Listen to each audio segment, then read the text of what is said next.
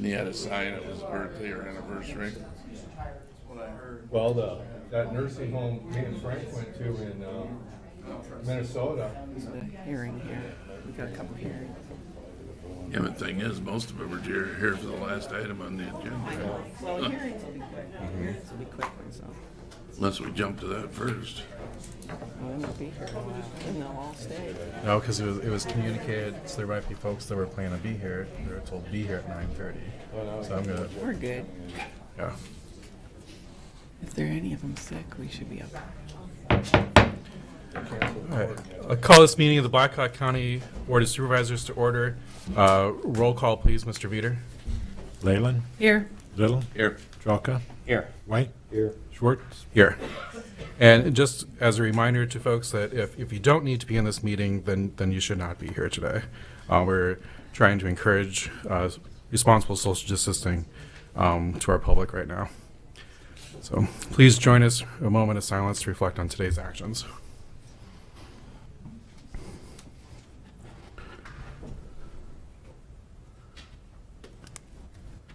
All right, please join us for the Pledge of Allegiance. I pledge allegiance to the flag of the United States of America and to the republic for which it stands, one nation, under God, indivisible, with liberty and justice for all. All right, the agenda is received or proposed as amended. Second. All those in favor, say aye. Aye. Chris, I was Yes. gonna, just had a comment. Yes. I said, and I don't know that it means that the agenda needs to be amended, but for item 10 on the work session, we had said to discuss preparing county facilities for COVID-19. And since I think this is probably gonna cover much more than Yeah. that today, I'd like to say to discuss county preparedness for COVID-19 Yes. as the agenda item. Thank All you. right. All right, the agenda as amended. All those in favor? Aye. Aye. All those opposed? Public comments, anybody from the public wishing to speak on something that's not an agenda item, please come to the podium at this time. Seeing none, moving on to claims and payments. Total comes out to $205,298.97. We had a Tyler property tax payment go through for just under $16,000. We had juvenile court services for $29,000. Maintenance $32,000. All checks look normal. So Motion to approve? second. Moved and seconded. Any discussion or questions? Roll call, please, Mr. Veeder. Leyland, Yes. Little, Yes. Chalka, Yes. White, Yes. Schwartz. Yes. Received project updates from department heads or elected officials. Morning, Morning. Kathy. Good morning, Board. Kathy Nicholas, County Engineer. Just a very brief update this morning. The roads, the gravel roads are in good condition. So far, frost boils are not developing. We'll see what happens later this week with some of the rain and the snow. I do want to reassure the public that we will be out in our snow plows as necessary, as needed. It sounds like Friday we might have a snow event. We will be out there. That's our number one priority, is to keep the roads open and clear, and we'll be doing other work, obviously, as necessary. Thank you. Thank you, Kathy. Anyone else today? All right, moving on to the minutes approved from the March 10th, 2020 meeting. So moved. Second. Moved and seconded. Any questions? All those in favor, say aye. Aye. We have 3 hearings today. One is a 905 hearing on the issuance of $4 million of general obligation bonds. There's a 907 hearing on a proposed ordinance from Richard and Mary Kettman, and a 909 hearing also from Richard and Mary Kettman. Those will come just a little bit later on the agenda. The consent agenda. Just- Second. Any questions or discussion on the consent agenda? It's been moved and seconded. Roll call, please, Mr. Veeder. Little, Yes. Chalka, Yes. White, Yes. Leyland, Yes. Schwartz. Yes. All right, moving on to contracts and agreements. This is a resolution of the contract between Blackhawk County and Aspro Inc. For Waterloo, Iowa, for letting held was February 18, 2020 at 10 a.m. for project STBG-SWAP-C007 for HMA pavement widening and resurfacing on V43 Elk Run Road from Elk Run Heights Corporate Line north 1.7 miles to IA 281 Independence Avenue, and project FMC007. So move.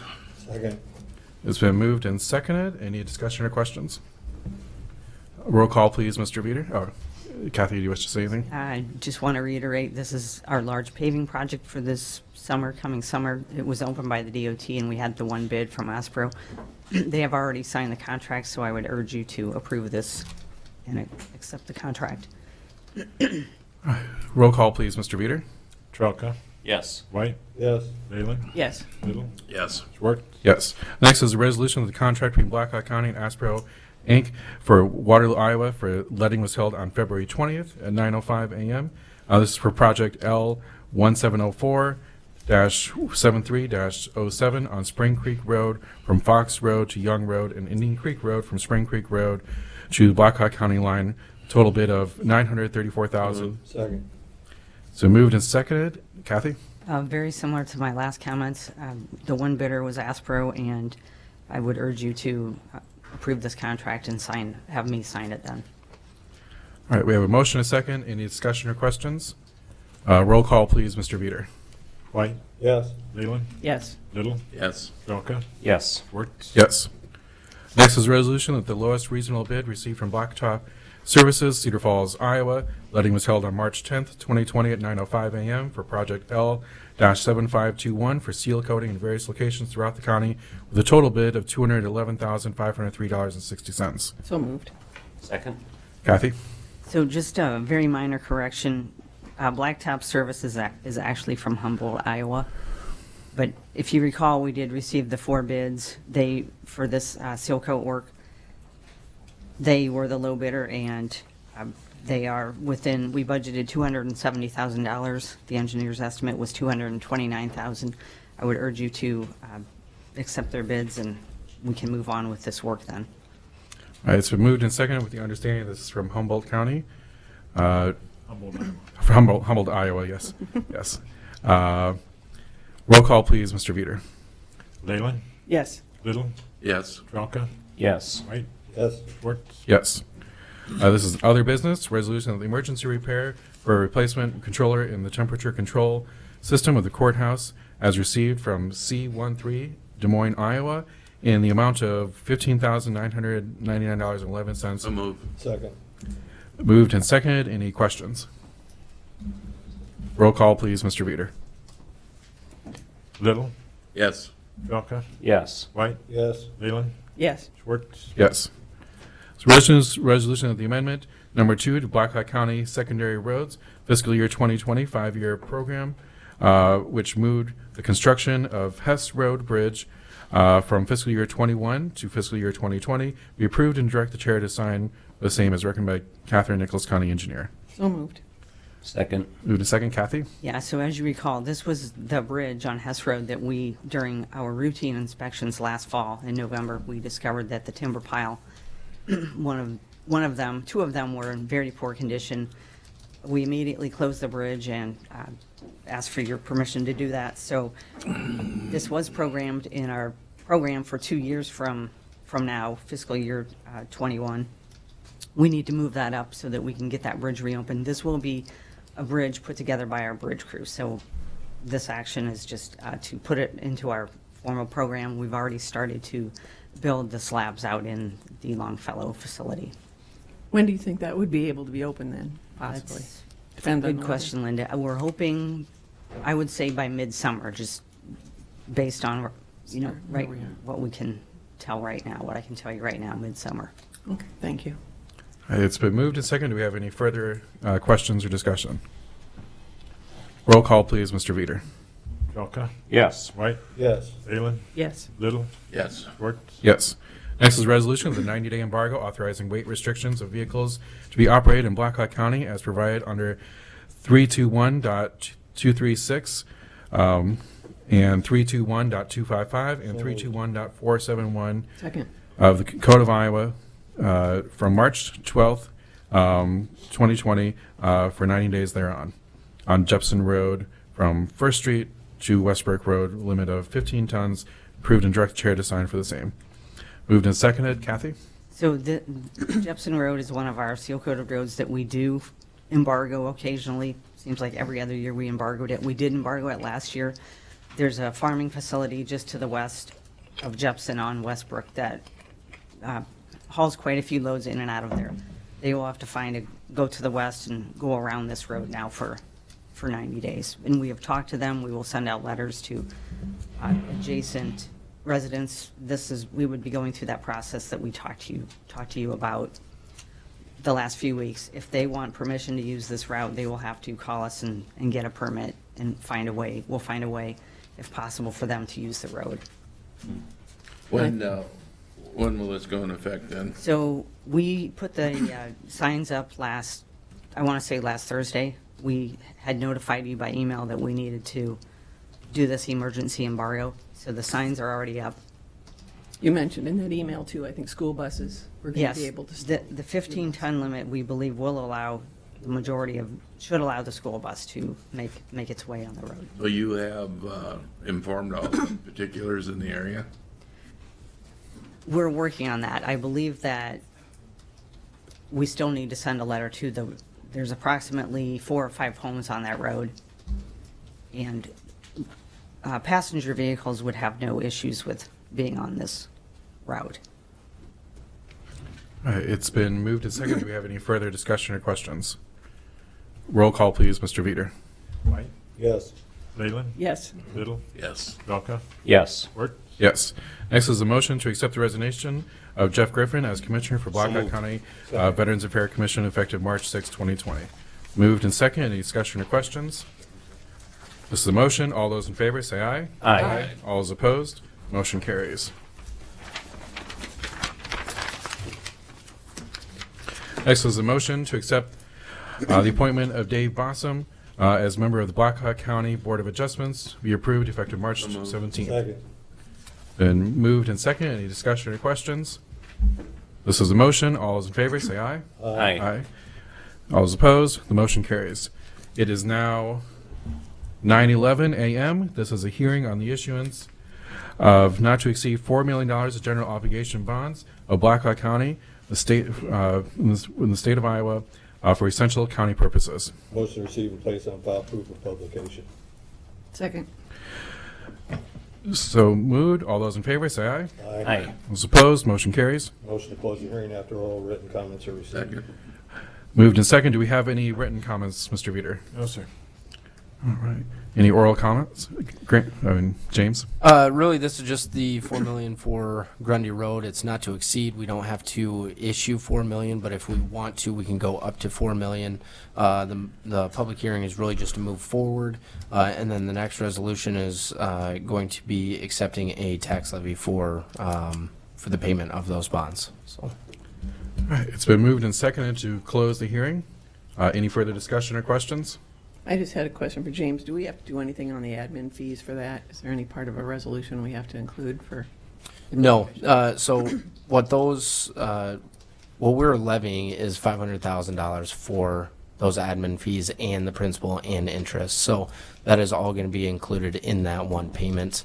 If for whatever reason we want to amortize it over a shorter amount of time and the payments are a little higher, then what Maggie is going to do is she's going to adjust that first payment down to just the 500,000, and then we'll carry those payments as they should be going forward, years 2 through whatever we decide to do.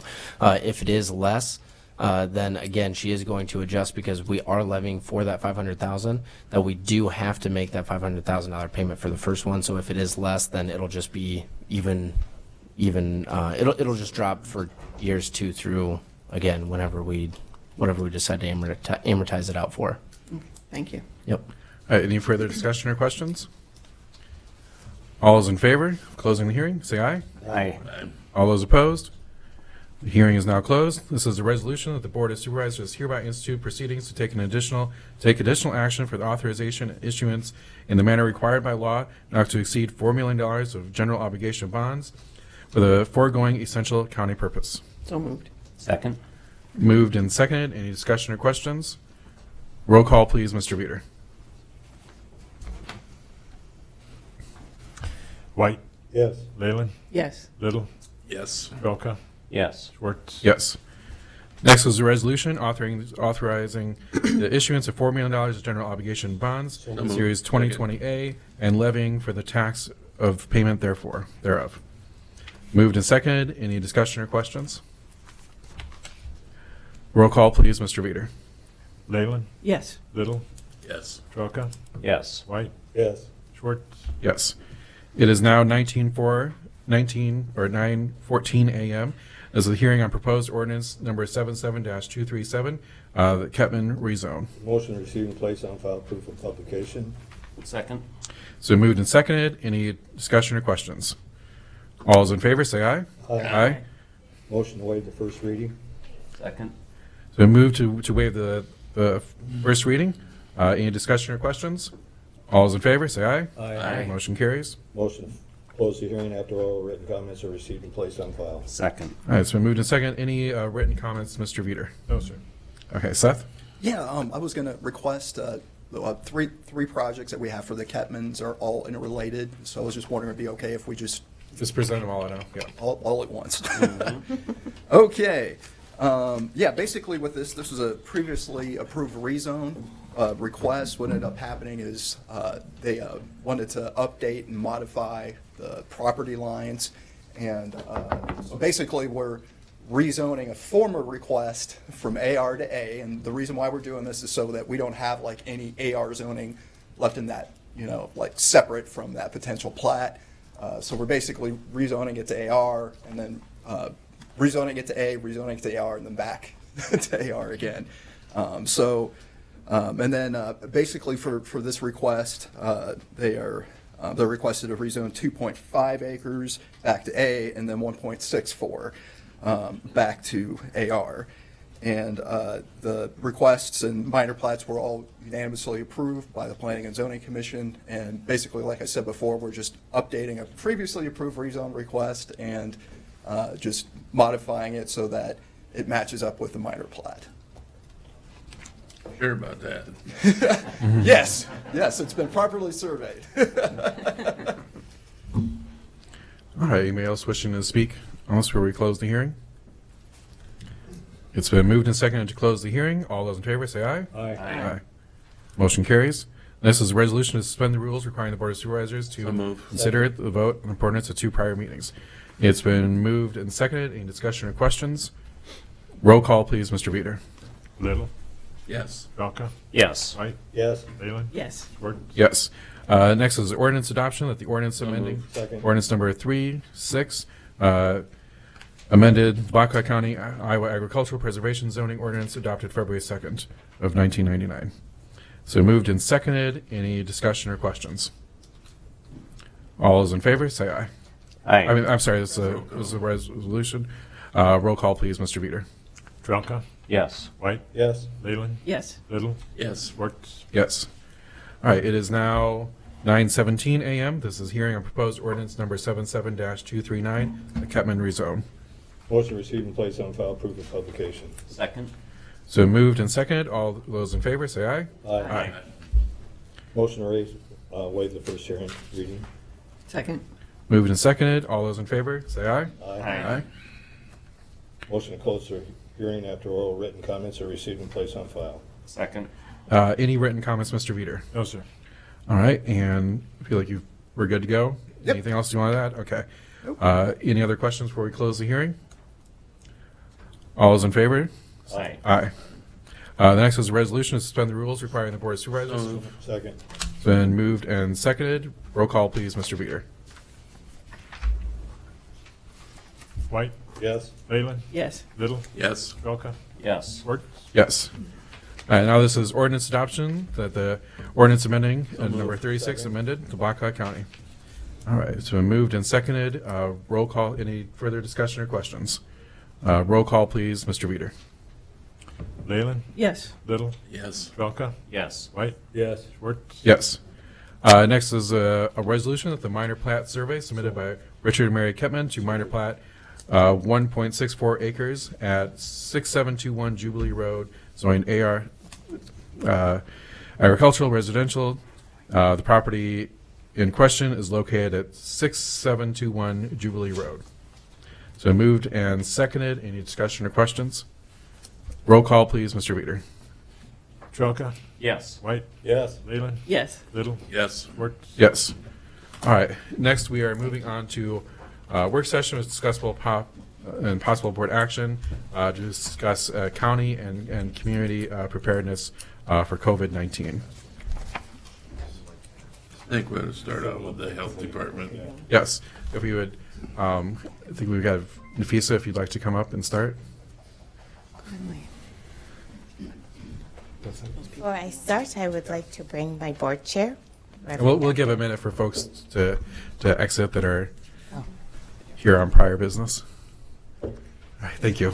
Thank you. Before I start with Dr. Nafisa Bonye, Blackhawk County Health Department, before I start, I would like to welcome our board chair, Reverend Dr. Mary Robinson. Thank you. Thank you.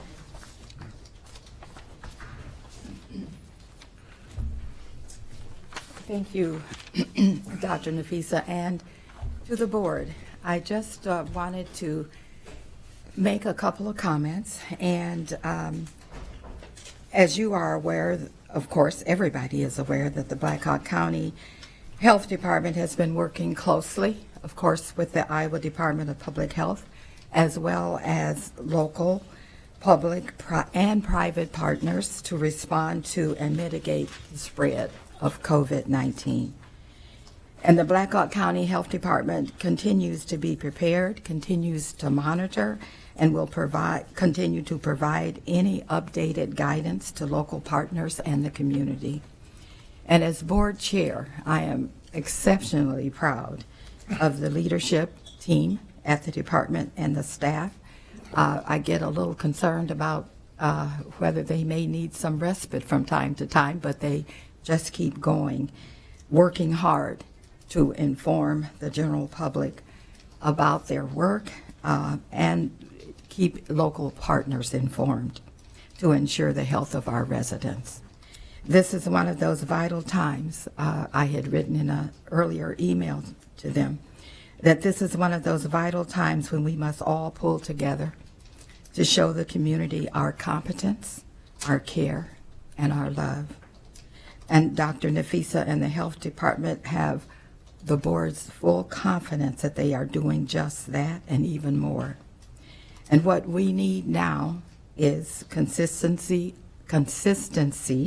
of message and the modeling of corrective actions. These will go a long way toward addressing fears, reducing panic, and ensuring that proper measures are taken by individuals, agencies, and businesses. And as the department intensifies their efforts to protect our community, we just wanted the Board of Supervisors to know that the Board of Health stands 100% with them. Thank you. Thank you. Thank you. Thank you, and good morning. Morning. Good morning. So I am going to provide a brief update because I think that Dr. Reverend Mary Robinson gave you a pretty good overview of what we are currently doing. First of all, there is absolutely no confirmed cases in Blackhawk County. So that is the good news that I want to share with you all. Our primary objective as we continue to prepare for COVID-19 is consistent communication. Do know communication is coming fast. At times it changes within 24 hours. So by the time we push the communication out to our local partners and the community, the communication, the information has changed. And so we're doing our best. And one of the strategies that we are implementing is a website. And so if Rory, can you turn on this screen? Is he here? Yep, he's in there. He's working on it. Okay. But we're launching a website today because we want to make sure that the community is getting just in time information, accurate information. When the call, the phone line for 211 came, it was pretty inundated with phone calls, and I think the state has upped their staffing at the moment. But we want to make sure that the community has a platform in which they can go and get information. But outside of that, I'm also working with Sheriff Thompson to reach populations that don't have access to media, media in terms of just general news, but also social media, and figuring out strategies on which we can get the communication out to them. And that will begin tomorrow. But I want to share this.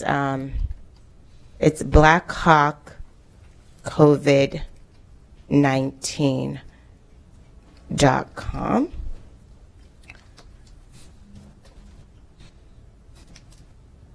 Okay, so this website provides us with the current status of Black Hawk County. You will see that under elevated, it will, if you click here, it gives us, it gives the community members the definition of what is elevated. And then we don't have any confirmed cases, so that's there. Once we do, we will update this information. High risk populations, what they should do, all the guidelines for IDPH will be posted on here. Again, any updated information that we receive, we will instantly update that. What to do? We're getting calls from residents about what is it that they need to do if they have the symptoms. So we put the information out there. Call ahead if you have these symptoms: cough, fever, shortness of breath. But most importantly, they need to call their healthcare providers so that they also are able to screen and determine whether or not the individual should be tested for COVID-19. Updated information. I've sent out the video in which we've translated the language into 7 different languages. We're also working to determine how do we also update the information in the different languages. We've had requests for additional languages come to us. So the frequently asked questions, again, these are questions that we have predominantly been receiving. We want to make sure that also the residents have a place to go to get this information. One of the things that we've been discussing quite a bit is social distancing. That definition and the information is also up. But this was a mechanism in which we can control for messaging, because there's also a lot of misinformation that's happening, and we needed something instantly so that the community also is aware that we want to respond to their questions as promptly as possible. The healthcare systems will also be referring individuals that call for just preventative and information to this website. They're working with us to post billboards of this information all over the county, and so that's just been very exciting. We've been working with them to just continue talks about preparation once it does get to us. At noon today, the EOC will open, and our primary goal, again, for that is to streamline the communication, and the health department will be taking the lead on that. There's been questions in regards to testing. Residents, again, can call their healthcare providers and obtain, they'll probably screen them to see whether or not they should be tested for COVID-19. We have now reference labs that can do that, so that testing can occur. Social distancing, I want to touch base on that because there's so many different information that's coming out in terms of the threshold. Just yesterday, the president did indicate a group of 10 people or less. As you can see, we're more than 10 today. But I think one of the things that is important is that Some of that information is also from what's going on nationally. Not necessarily pertaining to the Iowa, and so the information that will be on our website will be solely pertaining to Iowa and Blackhawk County, because I think that we need to clarify some of the confusion that's out there. CDC originally recommended 50, and now when you go on their website, they're saying 250. So again, it's really at the discretion of the state, and we haven't received any different new direction from the Iowa Department of Public Health. So we will continue to update the community and you all. We will any new updated guidelines we'll also share and put it in our website. Is there any questions for me at the moment? So a question, what was the date of the last guidance that you received from Iowa Department of Health? Because it doesn't seem like on their website they've updated anything since Friday. Saturday. It was Saturday. Yeah. Mm-hmm. And I think with all fairness, it's also how rapid information is coming and changing even at the federal level. And so everybody's just trying to control for that, and also what is relevant to us at the state and local entities. And I guess my question is, I've been asking lots of questions about testing over the last about half week. It is my understanding that most providers are still providing the original screening criteria of have you been in contact with someone that's known affected, or have you traveled from Yes. one of these areas? Mm-hmm. And so there's a general feeling that is too strict, and it's hard to get ahead of whether how widespread community spread might be actually happening in this community without more widespread community screening.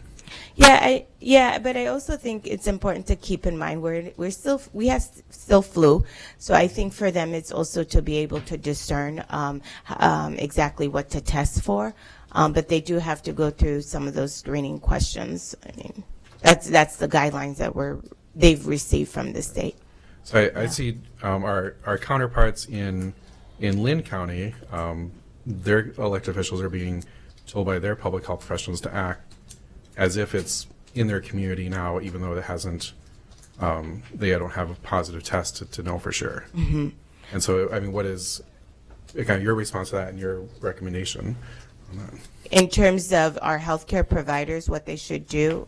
Well, I just for elected officials making decisions and such. So I mean, they're being advised in other counties to, even if they don't have a positive test, to take steps as if there is community spread happening in their community. Yes, and I think that's why we're communicating with you all, sharing some of the preventative messaging. I think that's really the role of the elected officials, to continue to share the information as we share it with you all, update the residents, inform the residents of this website so that accurate information is being shared, and preparedness planning is all the time, so we have to always be prepared for that. So yes, I think that's the approach to take, because when you look at community spread, it's not that it's not going to happen in Blackhawk County. It's preparing for when it happens.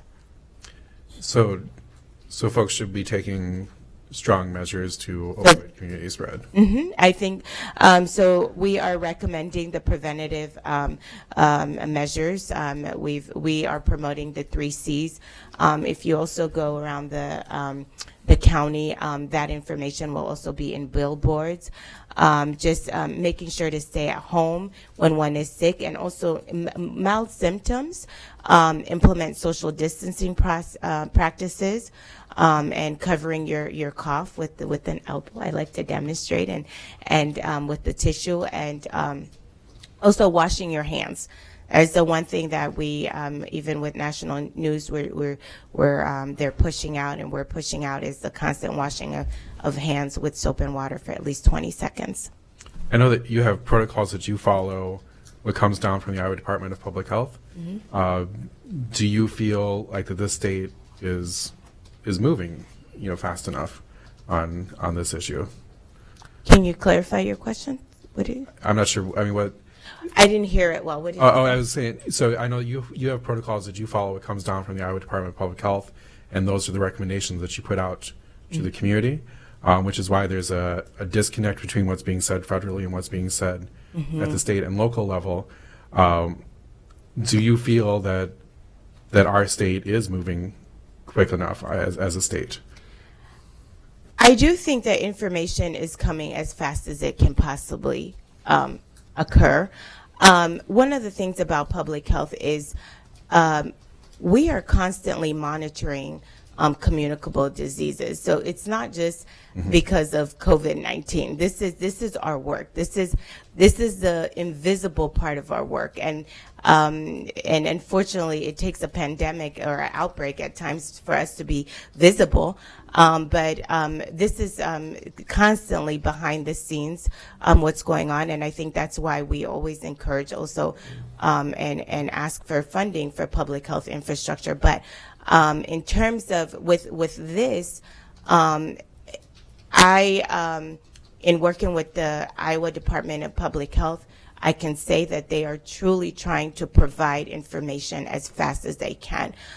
They have been supporting their local health departments. I mean, we've been involved in webinars during the weekends, just trying to push down information as fast as we can. And so this is a fluid situation, and this is where we're at right now. But yeah, I'm confident. Now, this is changing rapidly every day. We're provided with new information. First of all, I don't want people to panic. Yeah. Cell phone coverage is already slowing down for people. Yes. Don't let that's because many people are using it. People are working from home. Secondly, I do not support the opening of the EOC because it goes against the recommendations. We're having people get together in a confined area, possibly using the same phones. It's not sustainable. After 24, we'd already be taxing our resources, and those resources are employees. After 24 hours, they'd be exhausted. We may have a shortage of employees anyway. If we do, as I think we should do, is shut down the county for our county facilities for a couple weeks. And those employees that would be involved, I think they should be home with their families. Schools are closed. They're closed for 4 weeks. 3 days ago, if you would have told me that schools were closing down in Iowa for 4 weeks, I would have told you you're crazy. I think, the board needs to get together with our department heads once a day by telephonic meetings, so we can provide updates because of how rapidly this is evolving. I think the EOC should be open if this gets worse. Let's say, my prediction is if there's one riot in the county because of this, or run on a store or whatever, the dominoes are going to start falling. That's when we open the EOC. I don't want the public to panic. We need to approach this with prudence. But I disagree with opening the EOC. I want to let EMA respond to that, and I say I think our plan was to have a more detailed discussion about county operations and facilities after we got through these presentations. I'd like to, when we get done with these, have Rory and Deb talk about. We do have a policy and procedure currently in place, and I'd like them to kind of review it with the audience and the board. Just to give you some background, Lori Glover, Blackhawk County Emergency Management Coordinator. One of the roles of the Emergency Operations Center is to provide a central location where individuals can come in, share resources, and as Nafisa said, share communications. We have been hearing for the past week or week and a half that some information is getting out, some other information is not getting out. So it was my recommendation to my commission and my commission chair, Tony, that we do open the Emergency Operations Center, that we provide that location where everybody is hearing the same information. The EOC is open in a modified status. We don't have all ESFs, all 15 ESFs represented. We have our elected officials, we have ops and planning, we have law enforcement, we have Department of Public Health, we have communications, and then we've also invited our schools and nursing home representatives to come in. I do disagree, Dan, that, to prevent community panic. We already have community panic. If you've been to a grocery store in the last week, I was at Walmart last night. The whole refrigerated section with meat and hamburger and hot dogs and luncheon meat is gone. Peanut butter is gone. Milk is gone. Eggs are gone. We already have panic. So I think by opening and showing a united front from Black Hawk County, bringing our partners together, we can help quell some of this. And the only way to do that is if we talk with a united voice. And I'm very familiar with the EOC process, having been involved for 30 years. It's a mistake. Not yet. I'm saying this could go on for months. It's not needed yet. Well, our EOC is also open modified hours. We are not open 24/7.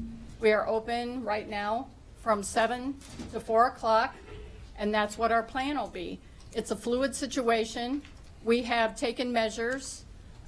We are putting everybody that comes in, they will have to answer the COVID questionnaire questions. We will also hopefully have a thermometer in place when they start coming in so that we can monitor temperatures. We have Clorox wipes in lieu of hand sanitizer, which also people have hoarded and nobody else can get. And so we're doing everything in our power to make sure that everybody has got the right information. Now, as far as opening the EOC, I think we'd be remiss not to do that. Polk County is open, Dubuque County is open, Johnson County is open, Lynn County is open, Potawatomi County is open, and many more that I can't name off the top of my head. As the 5th largest county in the state, I think we'd be remiss by not doing that. I'm sorry, I just do not agree with you on that at all. I think this is the best thing we need to do. Or you indicated certain supplies and stuff, you don't have those at this time? Nobody can get them. We can't get hand sanitizer, we can't get toilet paper, we can't get masks, we can't get anything, just like everybody else. There's no provision out there from ensuring that our emergency responders and our emergency operations center have access to those supplies. We can't get them either. I understand that, but you just said a few minutes ago that that's a place where people can come out for testing? No. I said individuals that are coming into the EOC, our representatives, will answer a 3-question questionnaire and have their temperature taken. Okay. We're doing the same thing for people coming into that closed location as some of our other businesses are. And who would be the people coming into the EOC? We have our elected officials, whether it be the Board of Supervisors, we have the mayors if they want to come in and hear what's going on. We are also being asked by the state of Iowa to send out small business administration information, which I think was shared with all of my commission members yesterday, that we're asking that be put on the county websites. I've already had a business contact me last night for that information. Our restaurants are hurting, our businesses are hurting, people aren't going out, and I just think we need to be that support right now that they need. I've been asked this morning by Iowa Homeland Security to do a questionnaire, which I plan on doing in the EOC at noon. They want to know how many from hospitals and other essential services still need daycare. So the state is looking at trying to do registered daycares for those essential personnel. And without that EOC being open and me being able to ask that question in a general audience, I wouldn't have any way of getting that information. I only have 2 staff people. So by bringing everybody together, it really helps us. I support a virtual EOC spearheaded by the Department of Public Health with regular updates, and that gets put out to people and the shut-ins by law enforcement officers.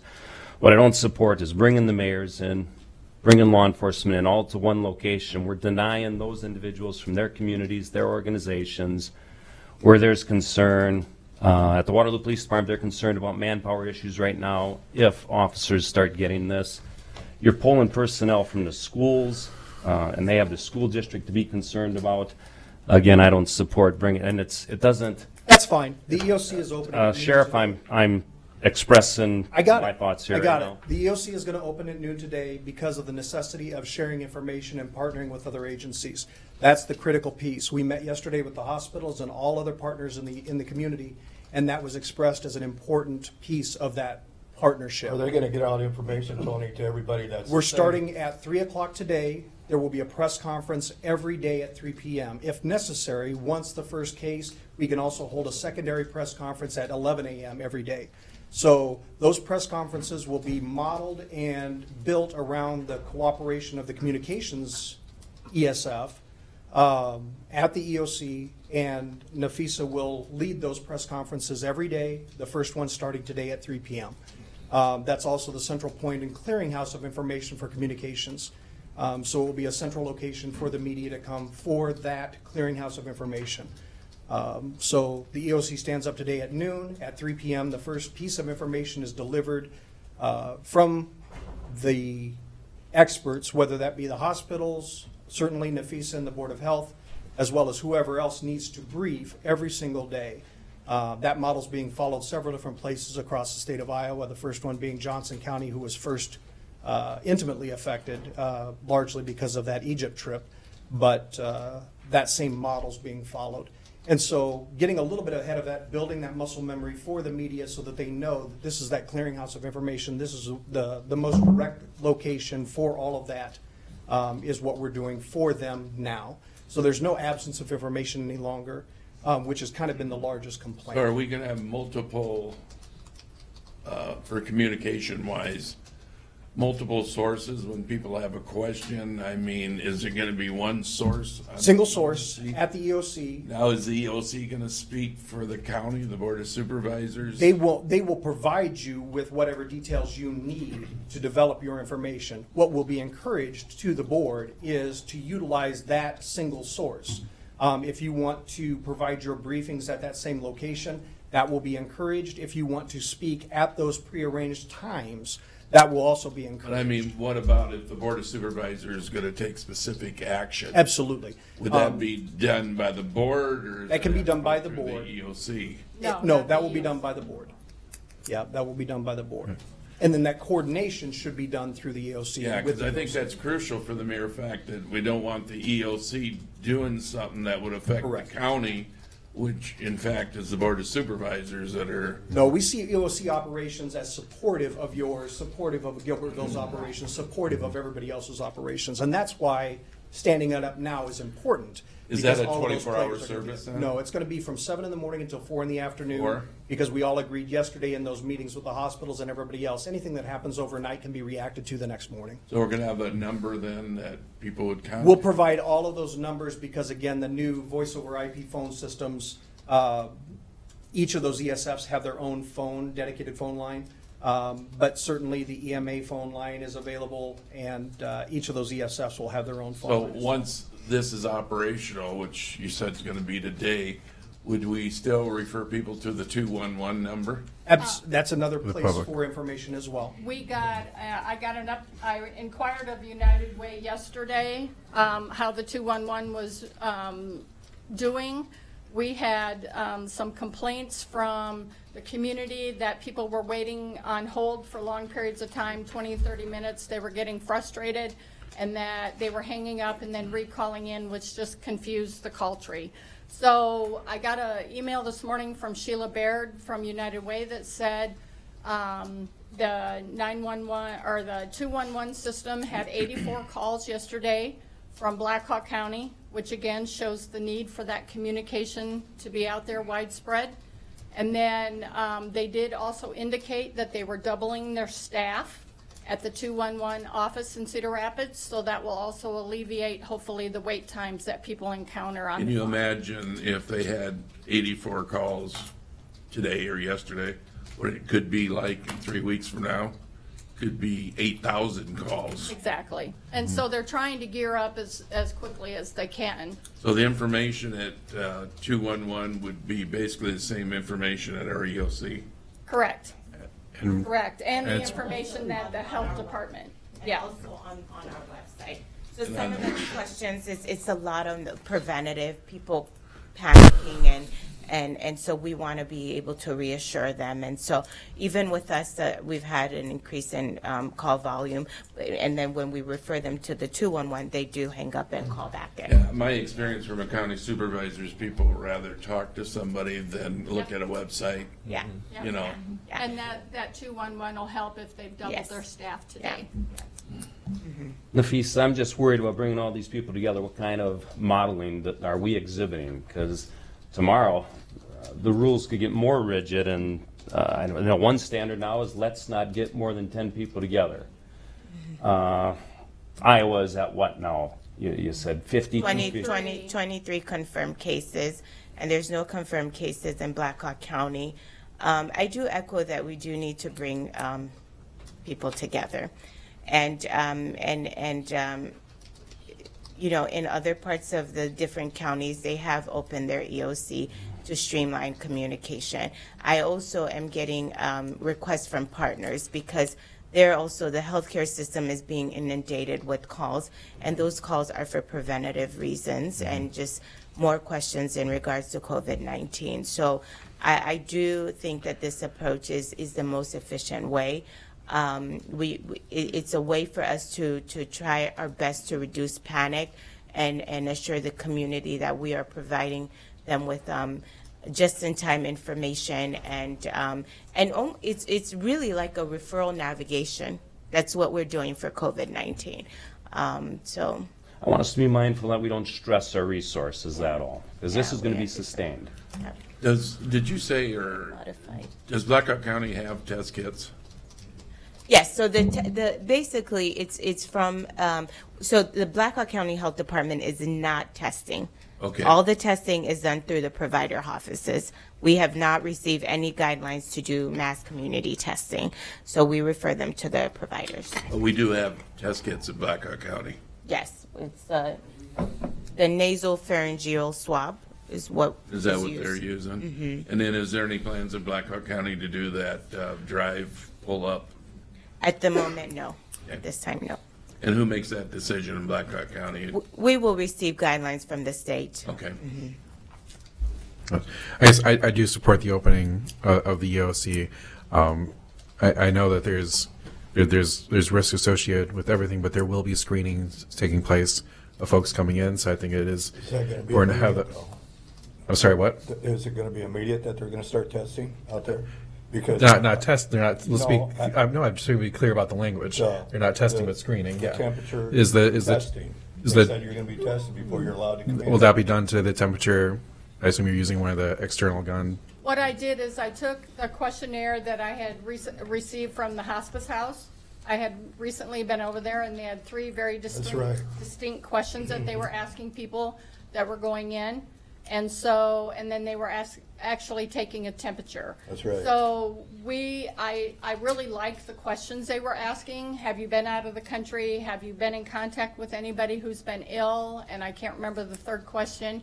And then they took your temperature. They had a form. The person answered the questions, and then their temperature was written on the paper. And I think that information can be given to the Blackhawk County Health Department. They have access to nurses. The hospital's right down the road. If we have somebody who comes in with a temperature, they will not be allowed to come in, and we will refer them on to somebody else who can help them. But I did that as a measure that I felt was necessary in the EOC to alleviate some of the fears. And to answer Supervisor White's question, that starts today. Yes. That screening. at noon. Okay. Yep. Why not now? Or it's not open yet? It's not open yet. But getting back to the questions about mixed stuff coming out of the general public or on TV even, you're not supposed to do this anymore. You're supposed to use this, is what they're saying. There's so many different things. And then we come in and we pack the house this morning. That's sending a mixed message out. You know, we're not clear from it. It's going to happen, and we're not being careful. We're exhibiting poor modeling. But if you look at it, more people die of the flu every single Yeah. year than die of this. And I think we have to keep That's those beside things- the point. More people Well, we die have of to cancer, keep things too. in perspective, though, Supervisor. I understand what you're saying, but, and I think to some extent, our culture is creating the panic that we currently That's have. right. And so I think by modeling and showing people that we're taking a leadership role and that we're doing the best that we can, that, you know, we're following the guidelines. There's not more than 50 people in this room. It was So, put up 10 yesterday. well, and again, like Nafisa said, that's coming out of the federal by the President of the United States. It's not necessarily coming from those healthcare partners that have the best information. That's what's confusing. It is very People watch confusing. TV and they listen to the Absolutely. federal government. That's why your governors want the federal to take a lead on this, so it's uniform throughout the whole United States. But I watched a conference of the governor of Iowa yesterday, and there was a lot of questions that weren't answered that were asked. Yep, and I think part of that too that makes is- it even confusing. Absolutely. So it's, but we do have to try to be somewhat consistent of what they're doing in other states, because they were at the point Blackhawk County's at right now, and they've gone beyond it, so. I think that's why it's probably important representing one of the smaller communities in Blackhawk County. There's a lot of questions, and they don't have places to go. They're calling City Hall and asking questions. Sure. We don't have the answers, so I think it's important to open the EOC, to have one central location to be able to answer those questions. How would they get the number for the EOC? We'll brief that this afternoon at the 3 p.m. briefing. Will there be one number or multiple? There'll be multiple numbers, but it'll all ring to the same location. Okay, so that'll be out, Yep. and we'll make sure we get that I'll to have all them. that this afternoon. Dr. Robinson? Yes, thank you. With all love to everyone here, I felt a little uncomfortable sitting here. On Sunday, and we're a small church, we changed 15 steps in our worship to ensure that we followed all the guidelines. And then I come here, we are clearly out of compliance. And when I talked about that what we do, we have to have not only consistency of message, but we have to model corrective actions I agree. ourselves. And we did send out a memo. I did ask in the beginning of this meeting for people that do not absolutely need to be in this room to get out. And nobody left. No. Yes, but So- I'd like to say in everyone's Including- defense, this is the first meeting that we as a county have had on any of this COVID preparation. So it's only human nature that everyone wants to hear the Yeah, of message. course. Everyone has to take the information back to their staff. So to tell someone that they shouldn't be here, even if it was a public person, we recommend that, we want to model that. I think we will from now on. But we will from now on. Yes. We knew this Yeah. morning that there was, but I guarantee you after today, it'll be followed. We have to set the practice for Right. the rest of the people. Exactly. Right. And I'm not saying don't meet, I'm just saying adjust, or maybe not in this room, or maybe someplace so that if people want to come, that we can model. That's all I'm asking. But That it we it was asked in advance, and it was, I even brought up the issue of moving this meeting to the chapel in the Pinecrest, and we were advised by public health that this room was okay. Plus, this room is broadcast, so we can reach the public also. And that's just as important to reach the public on rebroadcast as it is for people sitting out there. Okay, Yeah. I just urge you to find a way. One of the members of the church said, well, it won't feel like worship. Well, we'll have to find a way. And this is clearly not social distancing. And I just want to, just as a member of the public and board chair, I just want to say how important it is that we model as well. I thank you. And now You're I right. think at this point in the discussion, we're going to be transitioning into Okay. our talk about county facilities, unless there are more updates that the health department wants to give us about the general community or about the EOC. And hand sanitizing, there could be a station. I don't need to tell you how to do your job, but I just wanted to can't let get you it. know how I felt. Let's see who we can kick out here. Right. The body language is interesting. People are concerned. Yeah. Nafisa, I do have one question, and it's regarding the communication that says everyone should contact their health care providers. There are obviously a lot of people in the community that don't have health care providers. Are they contacting the Department of Health then, or? No, we would refer them to urgent care.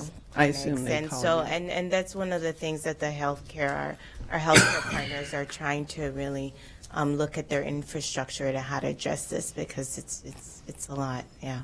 And correct me if I'm wrong, of those providers, People's Clinic is one that is not currently providing testing. I believe they said yesterday in that meeting. Yes, that's what they stated. Okay. All right. Well, I think at this point in the discussion, we're going to have a discussion about county operations and county facilities. We have some decisions to make about whether we potentially close county facilities or we partially close county facilities, and how we continue essential operations during that time. And so it's and how to have those things in place. Should we not be there ready to make that decision now, but just so that we know what would happen should we make that decision? I have some suggestions as a starting point that we can. The starting point should be reviewing the current process that the county has and the procedure, which we do have. I think we got 102 pages on it. So I think we need to hear from our building maintenance and possibly HR if Roy needs to ask some questions there. And my concern with the processes is this is probably a once-in-a-lifetime event that many of us are dealing with. Sometimes the processes are in anticipation of floods. Well, this one Fire. deals directly with what we're talking about today. All right, I'll just go over our policy, which is located in the emergency response program that we have as a county. We do have about approximately 15 pages that references this type of situation. So I'm just going to highlight just a few items in this section. For starters, it's called the disaster program, and again, it's located in our emergency response program. The first section, Board of Supervisors recognize that a disaster/emergency could disrupt continuity of operations. For provision of essential and other community services, including governmental and business functions, should that occur. The Black Hawk County Board of Supervisors may proclaim a county emergency. If a disaster/emergency, such as a pandemic flu, affects the Black Hawk County, significant employee absences may be expected. We have listed in here up to 6 months on a rolling basis due to the illness. Caring for sick family members, fear of exposure, displacement due to home or workplace emergency, etc. In addition, there may be significant need for social distancing. A reduction of the number of persons concentrated in a workplace, necessitating that employees perform their work but do not report to the workplace. Emergency staffing and backfill of existing positions will be the primary concern in order to provide essential services to the public. In the event essential services are adequately staffed, non-essential services may be staffed to the extent possible. The program is meant to complement department operational plans. The program does not limit department authority to make operational decisions as to essential or needed functions. The following assumptions were made when drafting this program. The provisions of the Black Hawk County policies and procedures should be followed when possible. Essential functions will be staffed first, and other functions will be staffed secondary. So throughout this policy, it talks about essential functions throughout this policy. It also talks about looking at our employees, how employees should have backup plans for daycare. That's challenging. I have my department, I have an employee who school shut down, daycare shut down, Boys and Girls Club shut down. So their contingency plans are fading away quickly here. So that's really what this program really touches on, is for the Board of Supervisors and the departments to really identify what those essential functions are and how can we meet those essential functions while limiting exposure. Any questions? Thank you, Rory. Well, Tony, have you stopped visitors? Have you stopped visitors coming in? We have not stopped visitation, but we've stopped all programming within the jail. And visitation, the only reason we haven't stopped visitation yet is because they're separate. But to the daycare concern, yesterday we started working with my command staff, and we are going to start providing child care. We've got several deputies that are married to school teachers that are now off, and those school teachers have volunteered to start providing child care. So if you make the determination with regard to essential versus non-essential employees that have those concerns, we are in the process of developing that plan. Where's that provided at then? Well, it may start at different homes, but eventually it can end up out at the range training facility. They can house up to 200 out there, and they've got ultimate playground facilities, and there's no demands being placed on that facility after tomorrow's training. So we would provide the meals and the snacks and that kind of stuff on the budget. Great deal. We can always put the grin and grow sign back up. Yeah. I ran this through HR yesterday and through our insurance provider. HR then communicated with the Department of Labor, and it looks like we're going to be able to be in compliance, particularly by using school teachers to be able to do it. So it looks like that is an option, but I think the caution would be essential personnel. I mentioned it to Waterloo PD and to Waterloo Fire yesterday at our meeting with community partners for some of those first response personnel, because we are very concerned about Waterloo's down about 10% right now in staffing. So I mentioned in that press release, cross coverage concerns for providing public safety is a concern for us. Other counties doing that, Tony? Haven't you heard? I am not aware of anybody else doing that, but that was one of the things that came up as a very primary issue for us because we're down in staffing as well. Good idea. So if you determine that you've got essential versus non-essential staffing, and that's one of the issues for county employees, that's something that we are ready to go and move forward with if that's a plan that you're interested in pursuing. We've got at least the initial ball rolling with regard to that. And we've kind of cleared the hurdles, I think, legality and liability-wise to make that happen. Sheriff, I think it's great, except I'm worried about the number. Because schools are shutting down so that kids aren't exposing other children to it. I am concerned about the number, getting all these children together. And again, whether we did it at one location or we did that at multiple homes, we're open to any of those kinds of things. So I think there's going to be a certain part of risk no matter what we do. I mean, you can't avoid it. And our job is to do the best we can. just know that there is a plan in place, and there are solutions that have been negotiated with the state and with our insurance providers and with HR, and it looks like it's doable from every aspect that we've evaluated it from. Good. It has been proposed by one of our supervisors about possibly 14-day. I think that's a good shutdown of county facilities, at least to the public. So I want to be able to explore whether we would make that decision today or make it sometime in the future.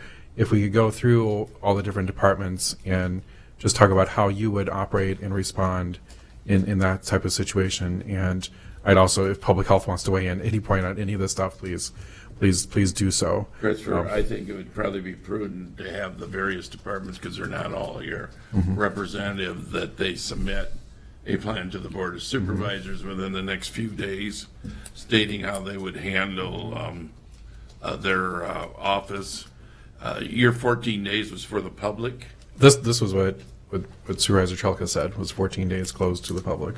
Potentially, I suppose it could be much longer. But I guess I'd have to hear from the individual departments on their business. And I think if we give them a few days, couple of days to submit something to the board, Well, I think we could also empower them. and we can to dis- meet again and review those that we hear, but they're elected officials and it's gotta come out of their departments Right. on what their plan is. And, I don't think they're all here, they may be, so. I think most of them are here. But I think that would be the route to go there, and then we can meet again as a board and review it with them. But I do think we did gather everybody here today, so I'd rather hear from folks here today that are here. Yeah. I think that's what we're gonna Well, if do. they're prepared, I don't have a problem unless So, they're. I think I know I'd like- one. Yeah, I'm go so- ahead. And I'd like to move on a decision today Yeah. with how rapidly this is evolving. Well, we don't want to be hastily. I know we got to act like today or tomorrow, but I mean, you want to make sure what we do isn't something that we regret. I mean, Yeah, because we need to get back together, we said maybe daily. or- Right, I think daily this we should. board can have a meeting anytime this week Yeah. if it chooses to, as long as we get it. Hey, Deb? Morning, Board. Debbie Bunker, HR Director. I just wanted to say, too, that I know employees are particularly worried about pay. So that's something you'll need to address as far as, we can follow our bargaining agreements. If we're going to do something outside of that, we might need to get MOUs with our different bargaining agreements or bargaining, entities. My position is they get paid. Yeah. It's that That would- simple. That'd be my position And for then any whether it's, closure. do they use sick or not sick, or do we just pay them like administrative leave if they're not working? If you're going to close to the public, and people are still here working, obviously, then it's not an issue. But if you're going to close and people are going to be home, then we need to. I believe Lynn County, and I could be wrong if somebody else heard it different, I believe their plan, they haven't put it into practice yet, but it was 14 days that they would pay, and then the employee had to use the remainder of their sick I have a time. copy of that, and I can give And it. then, if they ran out of that, apparently they have a policy where they can borrow against future accrual time. A few of them have done that. They've let them go like up to 80 hours into the negative, and then they Yeah. have to pay that back. I think that's what Lynn County did yesterday. Yeah. I think you gotta have some kind of a cap on it, Dan. I mean, Yes. you just say, well, Yeah. but then again, this all relates back to hearing from the offices on how they're gonna, because I'm assuming our office is gonna have to operate. I don't know that. Yeah, I think I'd like to You know, start the hearing from treasurer, some you of the know, I'd different. like to hear from her, the recorder. Okay, Deb, we didn't want to cut her off. What else did you have? I just wanted to think, that how we're going to pay employees is going to be really important, obviously, to everybody's livelihood. They're going to want to know that. We're going to make exceptions to what we're doing. We might need side agreements with the unions. I'm sure this board can come up with a solution. Tell the employees not to worry about Right. that. Yeah. We will have a solution. Yes, Nafisa? So just an FYI, public health is going to stay open. Right. And, That- that- I communicated that to staff.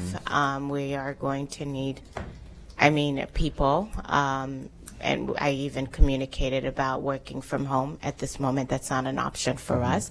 We will find work for people to do. So thinking about it from also the overall county, the kind of support we'll need. So We did see in the Yeah. last couple of days in several counties, they were restricting the public from buildings and seeing if those, that people were still working, but so that was one measure, but that was. like I It's said, just, But I- the only thing I across the didn't board. understand on that is, if they're in this building, they're in this building to do business.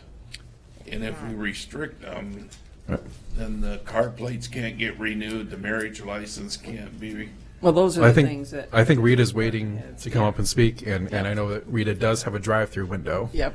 Which is very Yeah, nice to but have those right are now. gonna cover And I think, 1,000 Nafisa answered you, people. I think any decision here, it's obvious to us the public health would have to remain open. We couldn't close the Pinecrest building.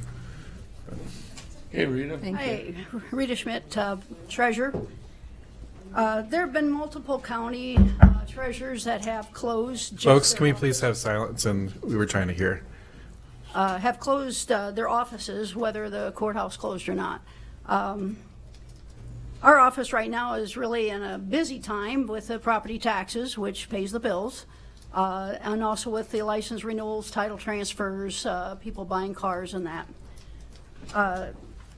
There are so many ways of making payments that they do not have to come into the courthouse. We have the website, iowatreasurers.org, that they can go out to for their car renewals, property taxes. The fees are only at 25 cents to do an e-check, $2.25 if they use a credit card. We have the drop box located in the parking lot side of the building in the northeast corner. They can drop their items in the drop box, and we would check that periodically. We have the information, like tax bills and that are available on our county site that they can go out there and view to see what is due if they have questions, or receipt numbers if needed to pay online. We have the general mail that they can do it through the mail.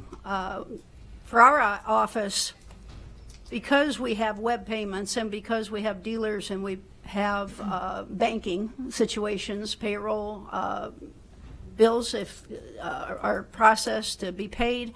So in our office, we are seeing quite a few walk-ins because of the property taxes and that. You could see that yesterday. We had lines out the doors. The comment has always said, I'd say 99% of the individuals we waited on were healthy looking and observed the 6 foot. They stood in line, some distanced themselves from the customers that they were standing with, and also with with our staff. So with our office, we could function as close to the public if needed. I think just for the general health of everybody, we don't need all the older citizens that come down. They're worried about their property taxes. They don't want to lose their house. I have not heard anything back from the Treasurers Association president yet, and I have not heard from the state if they will have any extensions in when property taxes are due, or if their car renewals, their stickers. If the mail service keeps continuing, we can process and get it back in the mail to the individuals. So this could change daily, hourly.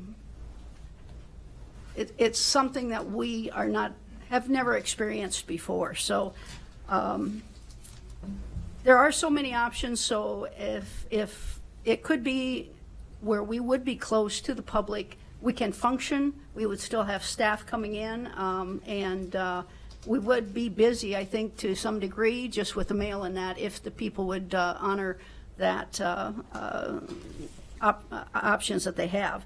Now, the drive-up window, we have had a few people call really upset about the drive-up. I will mention that it has been closed for several years. The functionality does not work. It was not feasible to fix because of the condition of it, and to take it out was going to be costly to the county. So if you see the drive-up, yes, you can see it, but it's not functional. So if you go a little past that, there's the drop box. So if people have any questions, they can call us directly, 833-3013. We can answer questions. We can help them do their title work over the phone. We can fax them or scan and email applications. There's ways that we can work with the public and not have them physically come in. So with that, I know our staff is concerned, and we hope to hear some discussion decisions today if possible. Thank you. And Rita, if it were, say there was some other failure of the system, worst case scenario, mail service halted or something, is it in your power to extend the tax collection season by a month, or does that have to come from That would the have state? to come from the state. Okay. Yes, and that's in cooperation with the police enforcement and that, because they are the ones stopping the individuals, and Right. they don't have the stickers and that. So it's just not my decision for that, but there are ways that, and I foresee that will possibly be a change here in the next few days or week, that could be extended for those situations. As far as the office goes, we will probably have essential people that would have to come in to operate the web, to do the mailing, the dealer work that we would get that information. So not knowing if all staff would want to stay to work, but we may be kept busy enough to do where the whole staff would be there. So there were some options other counties were doing too, as shifts. So both shifts in a department, so it wouldn't all fall to one or two people. I think the biggest concern is if they're going to have to use their vacation, or if they're sick, they're sick. I mean, that is what the sick leave is for. But that is the biggest question. As far as working from home, our office just isn't feasible to do that. We don't have the printers available that we need for titles and registrations, the stickers and that. We can't do it from home. So we would be coming in and being able to operate from our office. But if we're not exposed to the public, that will help eliminate some concern that something could be carried in or passed. I would suspect about 80% of our people couldn't work from home because they don't have the capability, like Nafisa was saying, and so forth. So. Yeah. So, So to summarize from the treasurer's office, it sounds like you would largely still be able to carry out a number of functions, even Yes. if closed to the public. if we were close to the public, because there's multiple options that they can still do their payments or ask their questions and that. And if we're there with not having walk-ins and that, we can man the phones and any questions that they would have, they can. We would have our email addresses out there. Mine's out there on the iowatreasures.org site. My personal one is, the treasurer's one is, and Lois is also out there. So we have 3 individuals that would be getting the emails individually. But with that, the tax bills are available online. The web payments are lowered, so those are even more feasible for people to do other than mailing, 55 cents for mail versus a quarter. Or doing it at the Dropbox. So, And Rita, reassure the employees, and I'm sure this board of 5 will come up with a solution for ensuring employees are paid. okay. I think as time goes on, we'll have to adapt, Rita. You know, currently there's no cases in Blackhawk County, so as things change, you may have to adapt. The only concern I would have with what you said was with the elderly, a lot of them do not get online. Right. They're intimidated. They don't have it to get on there, so that. Yeah. That My area suggestion, there. I have that a lot. They'll say, I don't have a computer and that. But they may have children that have computers that they could do it through, or their neighbor, friends, other senior citizens that are tech savvy. But a lot of them that I know already are kind of hunkering in with no kids coming over. Yeah, I understand. I that. think with your Yeah. phone calls. They're isolated, so. But we'll have it out on our website. We can send it out on Facebook too, if that comes to that point. We're down to 2 weeks of the tax collection, so at least we got a lot of payments already in. So again, I express our concern with the employees waiting on individuals and then standing in line. And so if that could be eliminated with, if I just closed my office only and the courthouse did not close, they would all be standing outside the door saying, well, why can't they open up? Why can't they wait on me? So doing that is not beneficial for the county in its whole or the other offices that would have to deal with individuals not being happy. So if that, I think as a whole, if the county made that decision, we could still function and still work. And if there were extensions with license renewal or titling or with the property taxes, we could get that information out to the public. Tim will take good care of us in the Courier, and so he'll get that out. And you'll definitely have an uptick in phone calls because that population will be calling, I would think. But I think your office has done a great job in the past of just kind of reassuring those people when they call in of what to do. So having that voice, I think, talking with them would be helpful. Didn't I read one email already, either from Grant or some organization, that there's been action started to delay? Property tax Yes. collection. Yes. I heard it in the morning news that they were reaching out to the state on that. I think that's a fluid thing. I mean, they're trying to take care of some things right now with the conference yesterday. They very well could be addressing that, but I don't think they have it this time. And it would be declared, and the Sharon Gonzalez from Lynn County is our president of our Treasurers Association. So I have been in communication with her, and I do know, I think she reached out to the state for that extension. And so as soon as we find that information out, all treasurers will be following whatever the state declares, and she will get that information out to all the treasurers. Sounds good. All right. Thank you, Rita. Okay, can we hear from the recorder's office? Good morning, Sandy Morning. Smith, recorder. I will echo all Rita's comments. Everything that we do in our office, we can do by phone, email, or mail, with the exception of passport processing. Passports, you do have to appear in person. So the public would continue to have to get those at the post office if we did close the building. I am fortunate, nearly 50% of our recordings are done by e-filing anyway, so real estate transactions, that might be something that my constituents would have to consider, e-filing. We can process birth and marriage requests by mail. It will not be as convenient. The public will have to wait a little bit longer for that, but everything can be mailed to us and we can process it.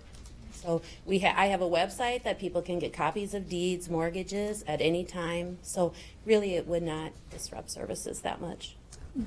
Very good. Thank you. No, I think if we have to go down this route, one thing, I think the homepage of our website would maybe just be dedicated to how county functions are proceeding if facilities are closed to the public. So that can just be the clear, big first thing that you see there. Absolutely.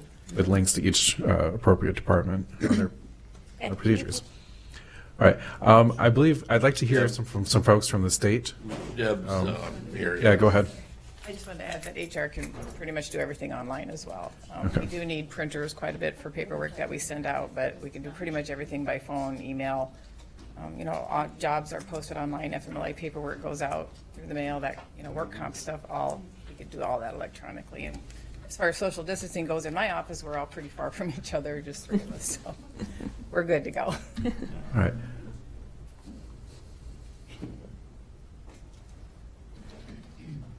On behalf of the court system, upstairs and downstairs, I guess, we are presently operating under a Supreme Court supervisory order that has made attempts at limiting the number of people we need to bring into our courthouses. All jury trials have been suspended, both for the benefit of jurors and the other parties who are involved in those cases. Right now, those dates are pushed out into April and May. They may get pushed back further depending upon circumstances. That's supervisory order from the Supreme Court also allows us to modify certain functions. For instance, we can now take felony guilty pleas in writing rather than in person. And they've lifted some other restrictions on us, as well as encouraged us to conduct as much as we can by telephone, which certainly we are doing. But I think it's important to stress, though, that although that supervisory order goes to a certain point, it still leaves us with providing a great deal of essential functions, all non-jury trials, all civil matters, again, by telephone when possible, but certainly we are still, under that supervisory order, required to provide those services to court litigants. So that's where we are right now. I don't know that that's the end of the Supreme Court supervisory orders. There may be future orders that further limit our functions. But in terms of our ability and what we would need right now under that order is we would need accessibility for attorneys and litigants to be able to access our courtrooms. We would, again, make every effort and have made every effort to conduct as many things as we can by telephone. When we get to a more extreme level and we're maybe limited more in terms and really down to what we consider critical functions, we still have a number of critical functions that we need to provide. Juvenile detentions, arrest warrants, search warrants, mental health commitments, emergency guardianships. There's any number of domestic violence actions, violations of no contact order. There's any number of things that we're going to need to continue to provide no matter what. I mean, in all honesty, no matter how extreme this gets, there will be certain functions that we have to meet. We have had ongoing access or ongoing contact with both the county attorney's office, the public defender's office, and the sheriff's department. I've had communications with Brian Williams and with Sheriff Thompson concerning the use of the jail courtroom. That's our best option when we reach critical functions because the public is separated from the participants within the jail. We have the ability to have the sheriff help us in limiting access. We have a separate door that staff would enter. We could even use that to some extent for our clerk of court because not only do the judges and certain court personnel have to be present for us to be able to continue certain critical hearings, we also need clerk of court staff to assist us in the processing of paperwork as well. So we are starting to put those procedures into place. We are ready to go. We've been very cooperative with each other in making that happen. I guess I would just, the thing that I came today wanting to emphasize is that we are still going to need access to clerks. We're still going to need access for court hearings, and we're still going to need access for staff. And again, even if we go to those critical functions, we're still going to need that. We're pretty well equipped, and I can let Arnell, the clerk of court, speak to this to her extent, but we're pretty well equipped with regard to our ability to work from home and to have unnecessary staff not be here when we get to that extreme point. All of our judges have laptops, all of our court reporters have laptops, much of our clerk staff has laptops. We do have that capability largely to work from home. Will that be dictated from the state, the governor's office, as far as state employees, on the flexibility, whether they can work from home or nothing, or is that going to be left up to the local office? Partly from the governor's office, partly from the state court administrator's office, and then partly dictated on an as-needed basis within our. But they haven't addressed it yet. The state court administrator has permitted us to allow anyone to work from home that can work from home when we reach that point, and has indicated that those who are unable to work from home for various reasons would be on paid administrative leave. So we're pretty covered, and we've looked ahead as much as we can.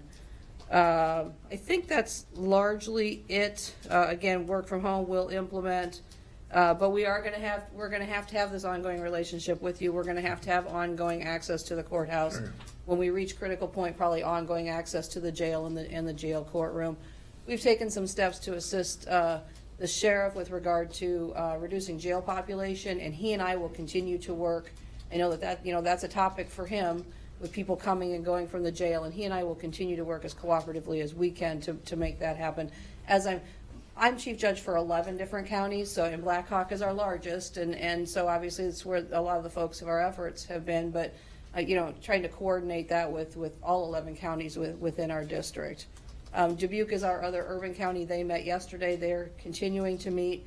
I guess the one thing I would tell you with regard to their decision is, my understanding is they've decided to limit access to the courthouse to all of their county offices. They're planning on having a deputy or other security personnel at the entrance, planning on having a telephone access at the entrance and telephone numbers listed, people having to call into the offices that they're trying to access, trying to, if things can be worked out over the phone or they can be redirected in some way before they're allowed to enter the building. So, everyone's doing it a little bit their own way, but that is one option that we're seeing. And all of our counties have been pretty cooperative in understanding that we're going to need some of that ongoing access. When you indicated a few times that when we get to that point, are you talking about things may change as far as services for you folks upstairs, if there is cases that are in Blackhawk County, or? It's going to be up to our Supreme Court. Okay. They will issue a statewide directive to us. As I said, that present directive to us is, yes, we've gotten rid of jury trials. Yes, we've modified some of our functions, but otherwise we are operation as normal at this point. Do they do it on a general, or do they look at counties specifically, individually, like this county hasn't had any cases yet? It'll be a statewide directive. And so just to be clear, under the current directive, the courtroom in the jail is not sufficient to meet your current requirements. That is correct. Yes, we have a 2-day civil trial, non-jury civil trial starting here this morning. We'll have pre-trials, which we'll do primarily by phone, but that's a morning's worth of pre-trials every Friday, every Thursday. Mm-hmm. All of that will be ongoing with modifications. Judge, do you know how often they're meeting to discuss this? Judicial Council, which is made up of all chief judges and all district court administrators, are meeting every day at noon. Okay. So it's a daily assessment. Yes. And you did touch on, because this is something I've been asked by the public a couple times, about steps of reducing jail populations. I'd just like to hear a little bit more about that from both you and Sheriff Thompson. Okay, so what we've done to this point is I've issued an order that gives discretion to the Sheriff's Department for those people who, let's say they have an order that says they have to serve 30 days in the next 90 days. He now has discretion to extend that so that they can serve their 30 days later on down the road. or let's say they're in on work release, with the jail has placed them at the residential facility for work release. We're letting those work release people go home. They can come back, do some time at a different time. People who are serving in short increments, like they're supposed to be serving weekends because they work during the week. Again, we're trying to push all that down so that he doesn't have as many ins and outs. I've already granted discretion under a standard order that we operate under for the sheriff to be able to release people on a promise to appear when they're arrested for certain crimes. We've had some ongoing discussions, Brian Williams and I, about maybe expanding that list of certain crimes for which they can allow people out on a promise to appear without having to have them held over for an initial appearance the following morning. So that helps them get people in and out and control their population. And Sheriff Thompson may have some other ideas, and those are things that we can continue to talk about. I've had a few questions about cash bail, whether waiving cash bail for nonviolent offenses is something that's even possible at this time, or that has to come from somewhere else. It's going to be a continued case-by-case decision by a judicial officer concerning bail. We don't have any directive from the Supreme Court at this time, and that really is kind of a case-by-case sensitive issue. We're not big on setting universal standards on this kind of crime should get this kind of bail. It really depends upon the circumstances, the person's criminal history, et cetera. Okay, thank you.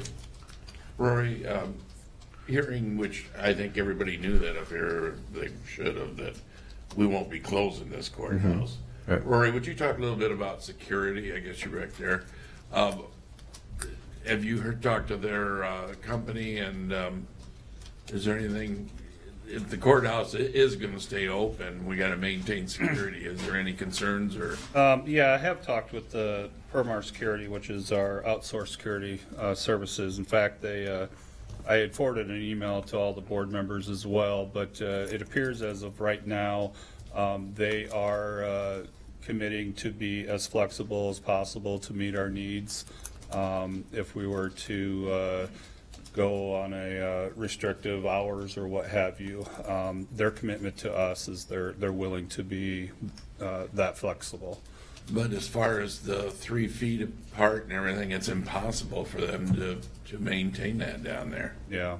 I mean, they're in a bad spot, really. They truly are. I mean, you know, in a month's time, it's not unrealistic for us to see over 20,000 people in this facility. I just don't know what we can change down there to make it more safer and still perform their duties. Mm-hmm. Yes, please. Mm-hmm. We, on the facility cleaning, we have been in touch with our janitorial services. We've asked them to step up surface cleaning. They have identified the cleaner that they're using. We did check that cleaner with the recommended list of cleaners that are effective against the COVID-19. On top of that, we are also, our staff is going around and throughout the day wiping down door handles, railings, that type of thing. So we have stepped that process up, both here at this facility and over at the Pinecrest facility. So how like for thorough building cleaning, is it once or twice a year? Twice. We have our outsourced company that comes in the evening and does the thorough cleaning, and then our own staff, maintenance staff, is going around throughout the day. In fact, we did this building 3 times yesterday. So as much as we can, we're trying to hit both buildings. And I think employees have an obligation to, in their own work area, to keep that somewhat sanitized. And yeah, absolutely. We have, as a department, we have been searching for hand sanitizer. We've been searching for sanitizing wipes. We are being told that sanitizing wipes are on their way, although they haven't showed up yet. Hand sanitizer, as you know, is next to impossible to get your hands on. So just revert back to washing your hands with soap as much as possible, and the 3 C's. And do we want to consider just having a simple bleach and water solution available for staff to wipe down surfaces on a more regular basis? Let me talk with our outsourced janitorial company because they're, as I mentioned, they're using a disinfectant cleaner. If he has some available, we can look at getting some spray bottles and actually doing that dilution ratio ourselves and handing that out as something that the departments can use to spray down their hard surfaces. So I'll make that contact with our outsourced. All right, Grant, I know we've had an extension on the special election happening right now. Can we talk about how your office needs to function in the coming days? Yeah, we have a number of functions that would be very difficult to just shut down or even to work from home. Obviously, with the election, we have to have staff to work on that, particularly since we have asked the voters in Cedar Falls to vote by mail. So we're expecting a big influx of absentee ballots next week, and that's a labor-intensive thing to get those prepared and sent out accurately, and then we'll be receiving them back later. In fact, while obviously we want to reduce the number of people in a confined space, we will probably need to hire some part-time staff next week to process those absentee ballots. So we're also going to have people from the other parts of the auditor's office help out, but next week is a payroll week. That's another important thing that we get all of our employees their paychecks, especially with the economic problems that are going on in relation to the virus. And then our office also pays county vendors, and that's another very important thing that we don't want to leave lacking. So there are a few of our functions that could be done from home, and some things that don't have to be done immediately. So we've talked a little about that in the office. I haven't gotten down to brass tacks on each function. I spent most of yesterday trying to get that election postponed. And so, as you know, things are moving quickly, and so we're trying to keep up. But as I said, quite a few of our functions are, we need people here to do them. And our counter traffic, there's not that much counter traffic that we have to worry about on the auditor's side, but on the election side, it's a question that I wanted to raise with you. We have people, in fact, we had the largest number of people who were voting absentee for that election came in yesterday. So we would like to continue to offer that for people to come in to vote absentee because, simply because we want everyone to have the options necessary to be able to vote. But if it's necessary to close down the courthouse or partially close it down or to inspect people that come in and take temperatures or whatever, we'd like to see as much access as possible that's prudently handled. And I believe that every Cedar Falls voter is being mailed an absentee ballot request form. That's correct. So please vote absentee, Cedar Falls. Absolutely. Do your part. And as long as we're making public service announcements, I want to point out that the absentee ballot request forms, if you are sending one to us to have a ballot mailed to you, we have to receive that request form in our office by next Friday, not this coming Friday, but the following Friday. And then when ballots are mailed out, they have to be returned to us with a postmark date of the day before the election or earlier. So we're encouraging people as soon as they get those request forms to send them in, and then when they get their ballots, fill that out and send it back as quickly as possible too. Will day of voting be held in voter centers this time? We had planned to use 5 vote centers for this election in Cedar Falls. We are reducing that to 1. So all on election day voting will be held at St. John Lutheran Church in Cedar Falls. We feel it's necessary to keep at least one location open because there are people who need to take advantage of the situation where they can register to vote on election day or update their registration if they've moved. We strongly encourage everyone else to vote by mail, and we will have hopefully adequate staff there. We're trying to get people to work there that don't have underlying health concerns, and hopefully that are under that certain age. But taking as many precautions as we can, but we need to have that available. Is this space large enough to have 6 feet of social distancing between folks in line and folks? Well, Karen Showalter, our elections manager, has told me that of the sites that we had available for this election, that's the one that has the most space and the most parking. Okay. Thank you. I know, conservation is here. Yes, go ahead, TJ. Assessor's office. TJ Koenigsfeld, assessor. Currently, we're not dealing with a lot of counter traffic, just normal day-to-day operations. Starting April 1st, though, we do have to have 8,000-ish assessment rolls mailed out, which we're preparing for right now. So assessment rolls are when people get a value change in their property. Most usually aren't happy about that, so they give us a call or stop in and talk to us, obviously. That's during the month of April. Then during the month of May is our board review sessions, which they come in and talk to you. They can handle a lot of that by phone. You know, a lot of people want to come in there and talk to you in person, but I'm considering a little mailer with those that basically says there's other ways to protest your assessed value, that kind of thing, possibly. Other than that, though, I think we would be okay. I mean, it's just a matter of being here for phone calls. Obviously, working from home for our office would be, I don't know how it would really work, because everyone's going to be calling us, so unless you're giving your cell phone to people, which you can't do. So, yeah, work from home, the technology we are currently working with, wouldn't be an option for us. You know, I think it's true, TJ, and probably in all the departments with the Ritas, the recorder's office. Without doing anything, I think a lot of people are changing the way they do business in the courthouse, as far as maybe getting online and mailing in without us doing anything, because the way a lot of them are feeling, and the same thing in your case. I think that is automatically happening right now. Yeah.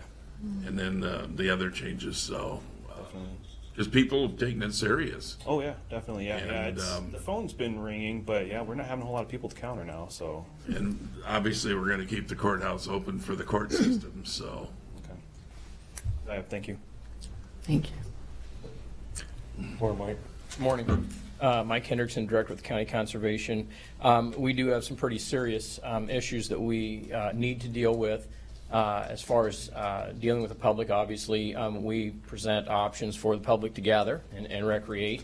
One of the decisions I had to go ahead and make yesterday, and that was the closure of our Hartman Reserve Nature Center. It's spring break. It's some of the busiest programming that we do. For example, we had 60 kids coming in today.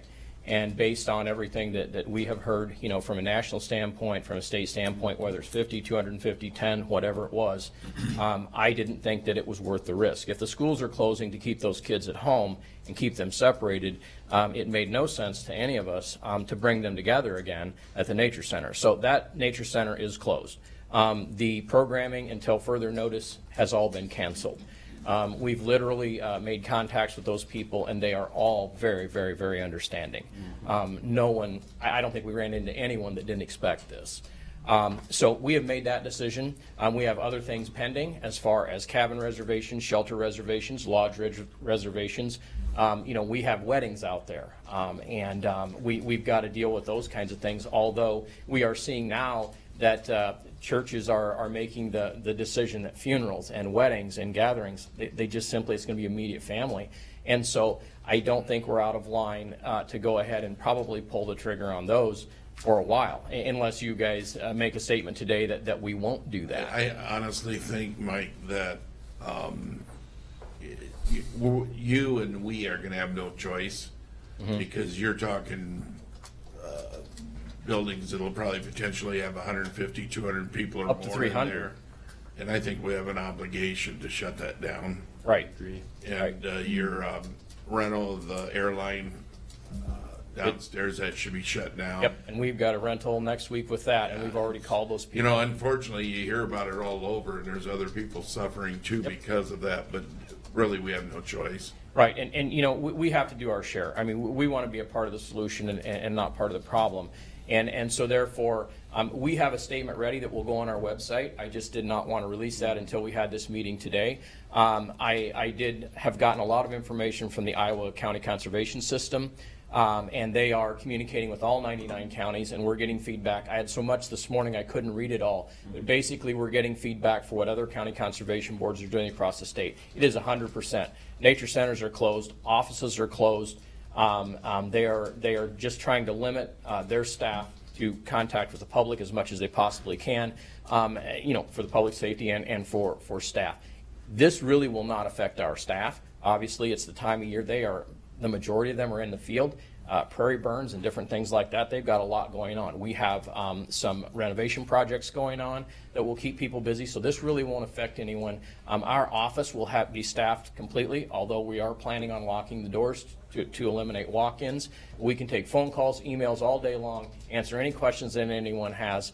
But once again, the major decision was we have people with pending rentals out there and things like that, and we just had to make a decision with that. So anyway, unless I hear differently, we're going to release a statement when I get back to the office. You might be surprised. You may be hearing from them too that they're canceling.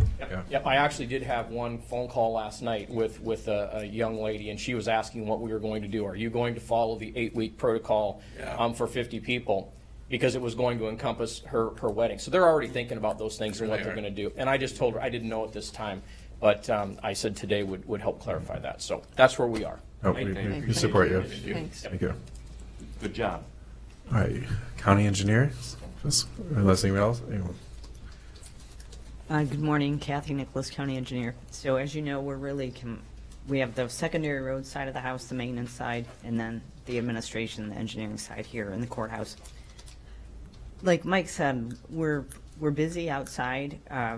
We are expecting possibly some rain and snow later in the week, so that is going to be a priority for us to have our guys in the trucks in particular. As you know, we have 5 different out shops. There's only 2 or 3 people in each out shop, so we'll ask them to keep a distance from each other, and I think we'll be fine on the secondary road side. Many of those employees do have young children, so we may be working through some issues with all of them not being available every single day, so maybe a gravel road or 2 doesn't get bladed as promptly as it has in the past. Those are issues that we will work through. In the office here, we want to keep our projects for next year on schedule, so we've already talked to Kim about people being able to do CAD, for example, at home, and there's only a few of us that have laptops that's even possible, so I assume most of us will be coming into the office to do that type of work for next year's design to keep those projects moving. As you know, we spend a lot of money. We have bills to pay. We want to keep an employee here who's paying our bills, keeping up with the administrative costs and payroll type things.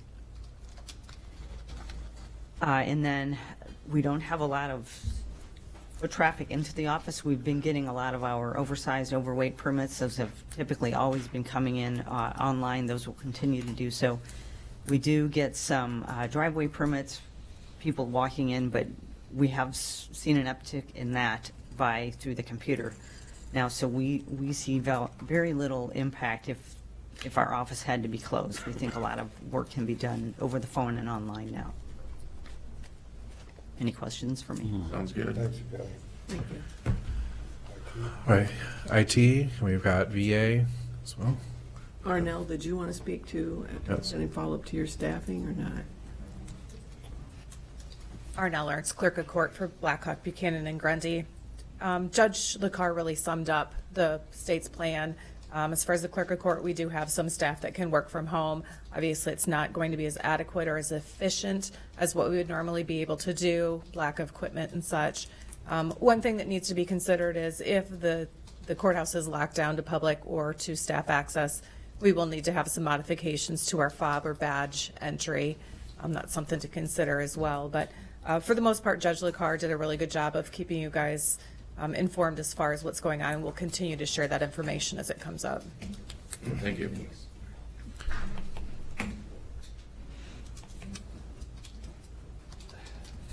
Good afternoon, Yolando Lovelace, Director of VA. Looks like all the department heads have already kind of hit on it. The only thing with the VA is we do make it exceptional, where we make an exception to allow our veterans to get a ride to and from the VA facilities if they need medical, and our food pantry. Majority of the other things that we could do, there's a 1-800 number to the VA. We could do some stuff on our websites to get there. But with the building shut down, with us working there, we can answer the phones and address things. But the other concern is public assistance, things of that nature that a lot of our veterans walk in for. As long as the public is extending some of those different things, like what VidCom did today with extending that. And then if we can get that and they'll work together and compass with each other, I think we can possibly do that without any effect to any veteran. Sounds good. Thanks, Joel. So, I mean, yes. Good morning, Board. Brian Williams, Blackhawk County Attorney. Judge LaCar did address this a little bit this time last week. A lot of things going through. We were concerned about jurors. We were concerned about hospitalization hearings. A lot of that has been, I shouldn't say a lot, some of that has been addressed by that supervisory order. In terms of my office, but for court, my attorneys could work from home. My staff cannot. I anticipate that we'll pull back a little bit on fine collection here for the next several months in terms of how we do that, but we still will have people coming off the street in order to do that. So I will meet with my staff. I think we could go half staff if we needed to, but obviously there is still going to be court that continues. We'll need to continue to be in court. I continue to work with law enforcement, delaying court, as well as with Tony and his staff with regard to both the population as well as extraditions coming in. You get much foot traffic? Yeah. Yeah. Particularly with, we still have victims come in quite often that come and meet with us, but we also have fine collection. And I think a lot of our departments too can post signs on how they want the operation to work when people are coming in. We do have barriers, though. I mean, we have that additional add-on that we did. So I think it can control the foot traffic. Sure. So we're still, again, ultimately, I do want to let the board know that if we get to that point with regard to the courthouse itself, obviously the board has the ultimate authority. I would note that I think both Grant and the chief judge have kind of an advise and consent role with regard to that per the code. So business as usual, I think, with the supervisory order did relieve us in terms of our timelines because that was a major concern. It does, but it's still going to be business as usual. We're not going to be able to solely rely on that in terms of our filings and things of that nature. So. Sounds good. Is it possible to temporarily suspend things like fine collection? Is it possible? Well, it wouldn't be from me because they're still having their registration holds and things like that they're trying to address. People still want to get their license back. So, we work with people to get their license back.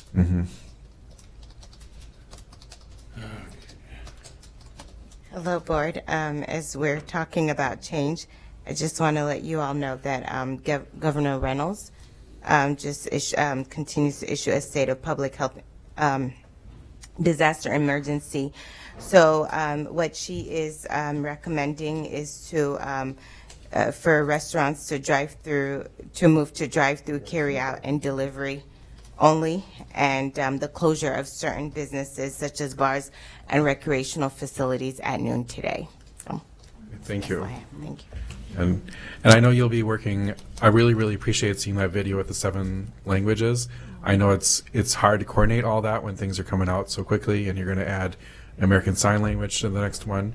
But do you know when the next video might come out? I know you're preparing for stuff that came out Saturday, and now you're preparing for stuff that's coming out today. Yeah, so we're trying to pull the teams together in different organizations that help us to do that kind of work. And some of the interpreters that we use, they're also volunteers, so we have to take into account their schedules and whatnot. So, but we're doing our best as we get the information. And I know that this St. Patrick's Day holiday is important to a lot of our owners. I love St. Patrick's Day, so trust me, I usually have a big party every year. But just the public, needs to listen to what the governor is saying Right. here today. And I know that small businesses are going to hurt in this time. One thing I've been trying to gather from small businesses is if they sell gift cards through their website, that's a way that the public can show support and get them cash right now for services that they're going to utilize later as this passes. So I encourage small businesses to be promoting gift cards that they sell through their website. If you don't already, there's lots of easy ways I think to implement that stuff. Before we close, I was going to say Vicki Hendershot for her DAS Yes. is here too. Mhm. She would like to probably speak to her needs. We haven't heard from Kim either. No. Good morning. Morning. I'm Vicki Hendershot from the Department of Human Services. Just to kind of give you an update of where we're at. At this point in time, like Nafisa, our business will probably stay open. However, we are taking a look at essential staff. And so what we're trying to do is figure out ways that staff can telecommute or work out of their home and only have a limited number of staff in the building. That will hopefully reduce the foot traffic that we also have in the building. We have talked about that signage, and if we could be posting some signs that would encourage social distancing and encourage folks that if they're needing to talk with us and maybe if they are sick or if there's a concern, posting a phone number before they even walk into the building, that they can Good reach idea. us by phone. Sounds good. That's kind of what we're doing. So I do think, it seems, for a number of reasons that closing Pinecrest is not going to be on the table because that's where the public health department is headquartered. Of all the county operations that I heard today, it was only the auditor's office that has a function ongoing right now that they would not be able to do if the courthouse was closed to the public. I wonder if an alternative, a satellite voting location, could be set up in the Pinecrest building.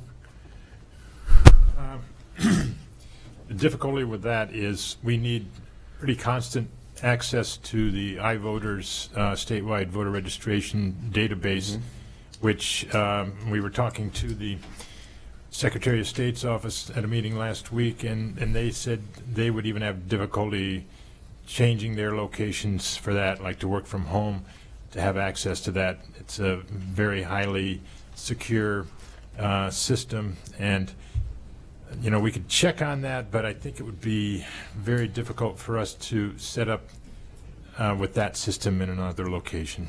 How do we function for other satellite voting locations during other elections? Well, that's a good point. We could look at it from that point of view, but typically those sites don't access that information directly, but it's something we could think about. Okay. Good. Yes, Dan? For the sake of time, and we haven't heard from Kim yet, but I'm sure she's on the same page with everybody else. What I recommend is a partial shutdown based on, I've been taking notes here as we're moving along, a plan from every department head by 4:30 today on how their department will operate operationally. And these should be the points they should be concerned about. Limit to public exposure. Care for their employees' children. Their families should be their top priority. We also need to be mindful, they should need to be mindful of their at-risk employees, those that are older than 60, with health concerns that may be in particular of concern. And I think the board should take action to meet daily in person or by phone so we can stay abreast of this situation. Well, I guess I'd ask for your definition of partial. That's up to the department. I say empower the department heads and have them email us today. But I think give them a little bit more time, 4:30 today. Maybe tomorrow. I think they've already thought about it. Well, we heard a lot of it too just now. We did, yeah. So I think it's possible, and then we can make a decision tomorrow. I say we meet again tomorrow at 11 or noon. I think what I've heard really from everybody is right now they're going to improvise. Courthouse is going to stay open, and they're going to make a few minor adjustments. And if things change in Blackhawk County, then we'll have to move further from that. So No, I- for clarification, you're meaning stay open for staff, but not for the public. Well, I heard some of the departments saying that they're gonna make, tweak their areas, you know. We gotta leave the courthouse open, obviously. We do. If things change, and they could change tomorrow, then each department's gonna have to reassess what they wanna do, whether they have employees go home, or what they do, or so forth. It But sounds I like think you're already, I'm willing to empower department heads to make these decisions. It sounds. Well, I think as we heard from Rita, there's a problem if we, if she only closed down her department, Yes. and people are just lining up. That would be out my there. concern. People And are so gonna take their I think what real I estate heard from recordings folks to today read. was that almost every department is able to continue offering services to the public while keeping this facility not completely open to the public. I'm pleased that they've all thought about a plan within their department, and we may have to rethink that. I can only speak for myself, Yes. but many of us were waiting till today's meeting before we come up with a Sure. statement on our website or what to do. But I think we need to be uniform, because if I close my office and Rita doesn't close hers, that's not gonna work. No. If I can't service Passport customers, but they can pay their car taxes, it's gonna be a huge problem. We went down that route before, Yes. Sandy, when we That's had right. departments closing at different times. And we finally had to get them all in the same time, so. Okay. I feel comfortable today, that may change tomorrow. The board can meet whenever, I mean, I don't know what information you're gonna have tomorrow that we don't have today, unless we hear something from the health department. Yeah, no, I think we can be posting that we're having meetings just so we have it Sure. there in case, and if we don't need to meet, then we don't meet. But Grant, I was hearing from a number of other counties yesterday. County auditors were sharing information about what their boards had done. And a couple of them had put together press releases that were very specific about different departments, which ones would have full staff or partial staff, maybe different hours. Different hours, probably not the best idea, but some functions of some offices would be available, other functions would not.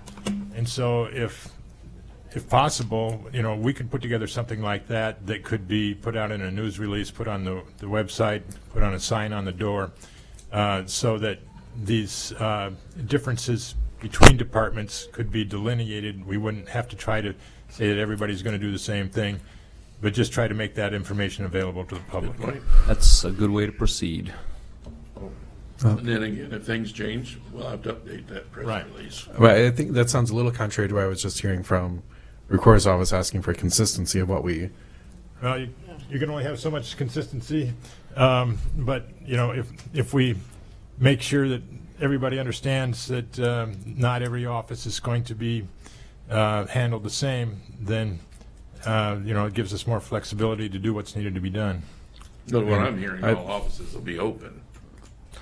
But the public should be encouraged to do whatever they can, online, my telephone, or whatever. And again, I think we should encourage the public to limit their visits to our public facilities. And there might be some point in time we have to restrict it, but not yet. And I Kim, think they're please doing come that up. already, the public on their own, to be honest with you. Sometimes we need to state the obvious. Rita's lines got pretty busy. Because I saw a gentleman down there today going to the treasurer's office that should not have been in our facility. Yeah, ill. Coughing, hacking, elderly. He should have stayed home. Got to pay their tax. There's some in offices walking around yesterday. There's some people in offices sitting there coughing and hacking. What'd you have, Kim? Kim Veter, IT Director. Obviously, I'll put a link on the website to this COVID-19 response, but I would encourage all the departments to provide information that we can put on that main page with a list of things. That's a and good where- idea, really. I mean, obviously, the Treasurer's Office already has that on her page, but if we can, Yeah. that main page and just roll through, and here's the Treasurer's Office auditors, whatever, so. That's a good point. People can get that to me, and I'm able to change, update the website from home or whatever, so if things do change, just let me know, and we'll make sure that that gets. Unfortunately, that's gonna be a vital thing, is make sure that webpage is kept up to date, even though things may change daily. Right. So, But how many, Well, the how link many to people your are going page on the would website and looking at that though, truthfully too? we can only try. Yeah, that's best. We can post stuff down on the door too. Exactly. Letting them know that if they don't have essential business in here, they don't need to be coming in. And if they're maybe we need to get to the point where what the hospice home's doing, you know, like test them before they come in. So what? They get a temperature, they can't come in. And use our social media sites too. I was gonna say, we need to push that message everywhere we can. Have social Well, media, yeah. that obviously, I know that they do, and that they push out that as well. Yeah, anywhere we Too can. bad Nafisa, please. KWL or somebody else wasn't here too, to pass some of this stuff along too, because it's important information that needs to get out. Unfortunately, not everybody takes the courier. I think that Not we can everybody's get, got a computer. I do believe that the Courier has suspended the paywall for all COVID coverage, and so this is more widely available. I Really? appreciate that. That's impressive. when I sent Yes. a news release about the election postponement, I was contacted immediately by KWWL, so I think that if we Yeah. get some information together that we're solid with, they'll pick it up right away. Nafisa. Yeah. In terms of just for that website, this is really strictly for COVID-19. And one of the things that I've experienced over the weekend is that people are really on social media and sometimes posting information that we have to respond.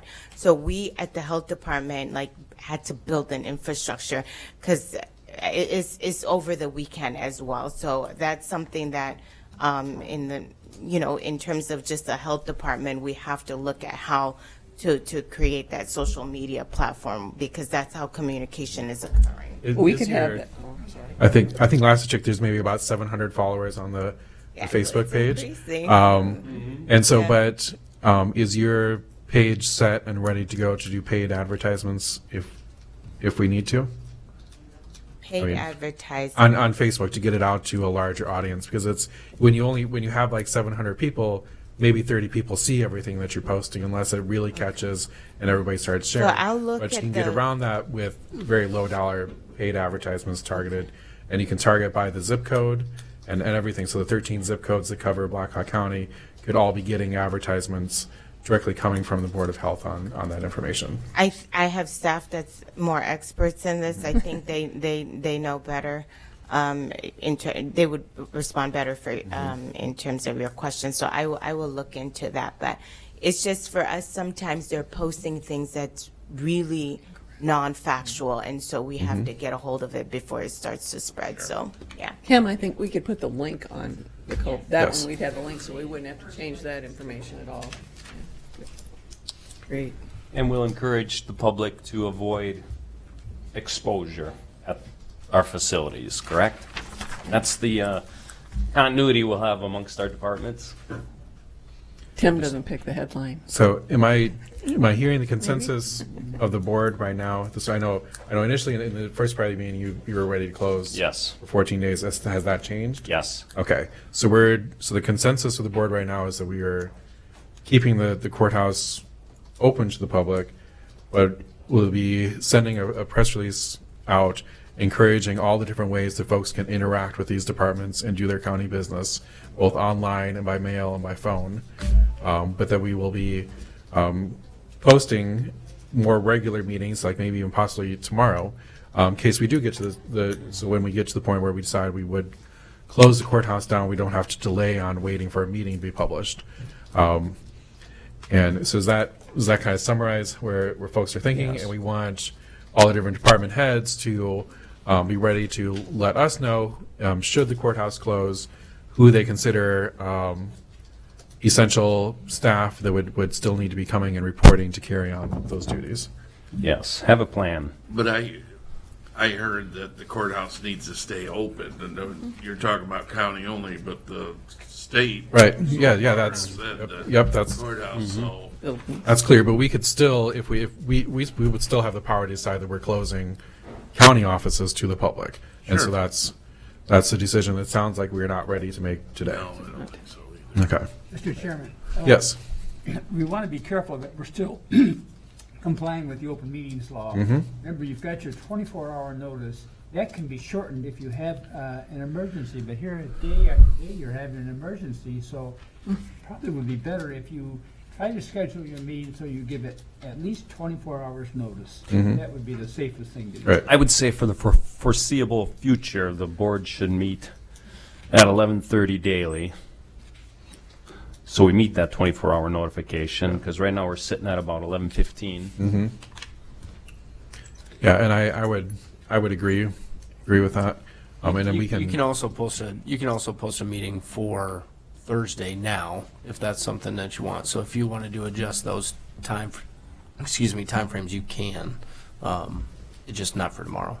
Tomorrow would have to be the 11:15 or 11:30. Yep. Yeah, But that'd be good. I agree with having the meetings, but why tomorrow? I mean, what are you going to do tomorrow? Just an update. I mean, this is rapid, evolving so quickly. But I mean, if nothing changes, if we don't hear anything through the health department or the state, then we can suspend the meeting. Yeah, we simply decide not to meet. You know, I think we can. I mean, I could agree with that, but I think maybe every other day we should have a meeting, or unless things change and we have to call it an emergency meeting, then we don't need that 24-hour notice. Mm-hmm. That's what I mean by that is if we actually have something that happens in Blackhawk County, or the state changes something on us. I'll amend that then. Meet Thursday at 9 a.m. But again, if something changes, we can have that emergency rule where we can meet right away. Yeah, yeah. The same day, next day, or whatever. Yep. And what under the current circumstance we're facing, what rises to that threshold enough for us to consider it an emergency? That's a tough one, and a very subjective, not an objective type standard. You are much, much better off making sure that you have the 24-hour notice. I don't know, I can't immediately think of something that would really justify an emergency meeting on what I've heard today, but I don't know, something might come up, so. Yeah, Grant, I thought there was something sent out by the Iowa Public Information I did Board too. that was really addressing that for us, that this could be done. Yes, and I thought I had that letter with me, but it's not in my pocket. But yes, you have to make sure that you follow all the rules for posting. And as James said, there's no reason why you can't just say, we're going to have a meeting every day at 9 o'clock, and then if you don't have the meeting, you cancel the meeting.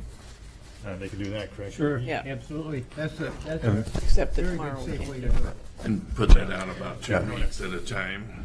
I think that I feel better with just publicizing that we will have a meeting every day, and we have the option to communicate against each other. Hey, there's no need for us to gather.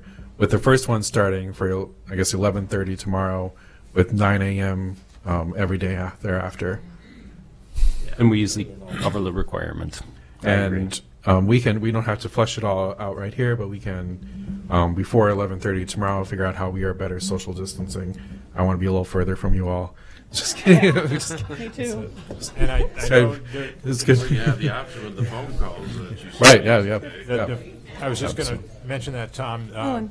You could have meetings by phone call or other virtual means, but you still have to follow those open meetings rules. And one of the things they stressed in that letter was making sure that the public had access to whatever way that you were meeting, so that they could attend virtually or whatever. So is your opinion, so I use a lot of conference calls for other organizations, and those all have, you can have a moderator on there that's muting folks unless they press to be timed in and recognized, but you can also build up a queue so that the public could actually call into that line and press, pound to be added to the queue.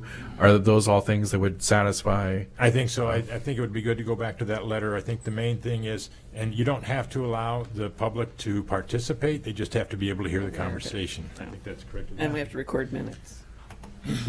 Yeah, I know there's kind of one final question I wanted to bring before the board. I believe Duke County has already made their proclamation of state of emergency, which I'm not sure that we need to do that today. If there's anybody from the EOC that would like to speak to that, or emergency management, if they're still here, they've left, open the facility. But I think that given that we are meeting every single day, and that's a very quick process to do, that we can hold off on that. I agree. Okay. So do we think the department heads would have something maybe for us tomorrow at 11:32 to tell us what their thoughts are on their essential versus non-essential or plans for their office? That'd be great. Yeah, I think that would be greatly appreciated. Good. Yes, and I necessary. won't be here tomorrow. I got the meeting for mental health tomorrow. Okay. I'll be in Charles City, and next Wednesday I'll be in Mason City. Okay. So, But we'll have a little bit of we're gonna distance. post it every day, but we're not meeting every day. We're going to post it every day, and then we will communicate with everybody offline. So tomorrow's meeting will happen because we're going to have updates from department heads. Because that defeats what you just said too about being together so much. Yep. Well- If you're meeting every day, you're together. We don't want to be together too much. Right. It's better to do the phone call or meet every other day or something like that. Well, it's only an emergency we may need. it. Yeah, I agree. And we'll have the it's- option to phone in. Right. And we do, I know that we have the broadcast equipment built into this room, but it is still possible to video record in an alternative room. And we do have, the Pinecrest Chapel is very large. I would think if we call into this room, we got the capability of public can hear it. Mm-hmm. And also we can record it, the minutes and everything. We just have to set the phone up here and. It's still not very clear over TV when you watch it on TV. Do we not gonna watch it because live there's nobody streaming here. capability here? Sorry, Grant? Yeah, public. Do we have the capability? Once they want to see it. Okay. It's not very good. Looks, Grant is trying to speak. What do you Grant. video? The video is horrible. Do we have the capability for live streaming? I don't think so. Right now. Rory. The last time we did that, one of the supervisors, I believe, used some sort of media through like a tablet. Mm-hmm. We did do that. Yeah, I mean, we could get hold of a newer tablet and put, they make nice microphones for those now as well. You can even purchase Yeah. one. Yeah, you can't pass it around. Wasn't in the budget. That's not to be passed around. That's to aid in live streaming directly to YouTube and to Facebook. Yeah. What's Mayor Green doing in Cedar Falls? He's engaged in some sort of live stream, and I don't know what platform he's I believe they're used. live streaming to YouTube. Yeah, I think some of the counties are live streaming to YouTube. Yep. Yeah. And Okay. Yeah. We're submitting something to you at 4:30 PM today? Or No, 11:30 tomorrow sounds good. Yes, Does 11:30 that work for tomorrow. you? We're giving you more time. Something basically what you already told us today, Yeah. just kind of So you'll send out an email with what you want exactly from department heads? something to put in the press release, Kathy. So basically what you said today. And maybe just coming in a couple at a time when we're in here will solve some situations too. I will let you know that last night we got the message from the state commander for the AMVETs. He's closed all the AMVET buildings till further notice, at least till April 1st, but I'm looking for it to go way past that. But I think what we're looking for tomorrow is clarification on who you consider essential personnel to carry on operations in both the scenario of this building closing down, should we have to get to that point, but also what plan, have a write-up of what services you can remotely offer to the public, either through email, either through the internet, the website, through phone, and by mail, and as well as what services you would still be able to carry on even if the courthouse closed. So But see, we don't want to put that in the press release. Well, we're So we don't want to confuse them. The goal of the initial press release is to let them know what each department can perform. Right, but this isn't exclusive. We're not just writing a press release tomorrow. We're getting updates on both what we communicate to how we're functioning right now, which I believe Tim Jameson's already going to write about, that we're encouraging people to go online, use the phones, and use mail as much as possible for the bulk of services that you can need from the county. But we're also using that opportunity just to have a clear understanding of how departments will function if we do have to make a closure. I think that's clear. Don't repeat it. All right. Confusing but fair. All right. Do we have anything else, a good order that we'd like to add to this discussion today?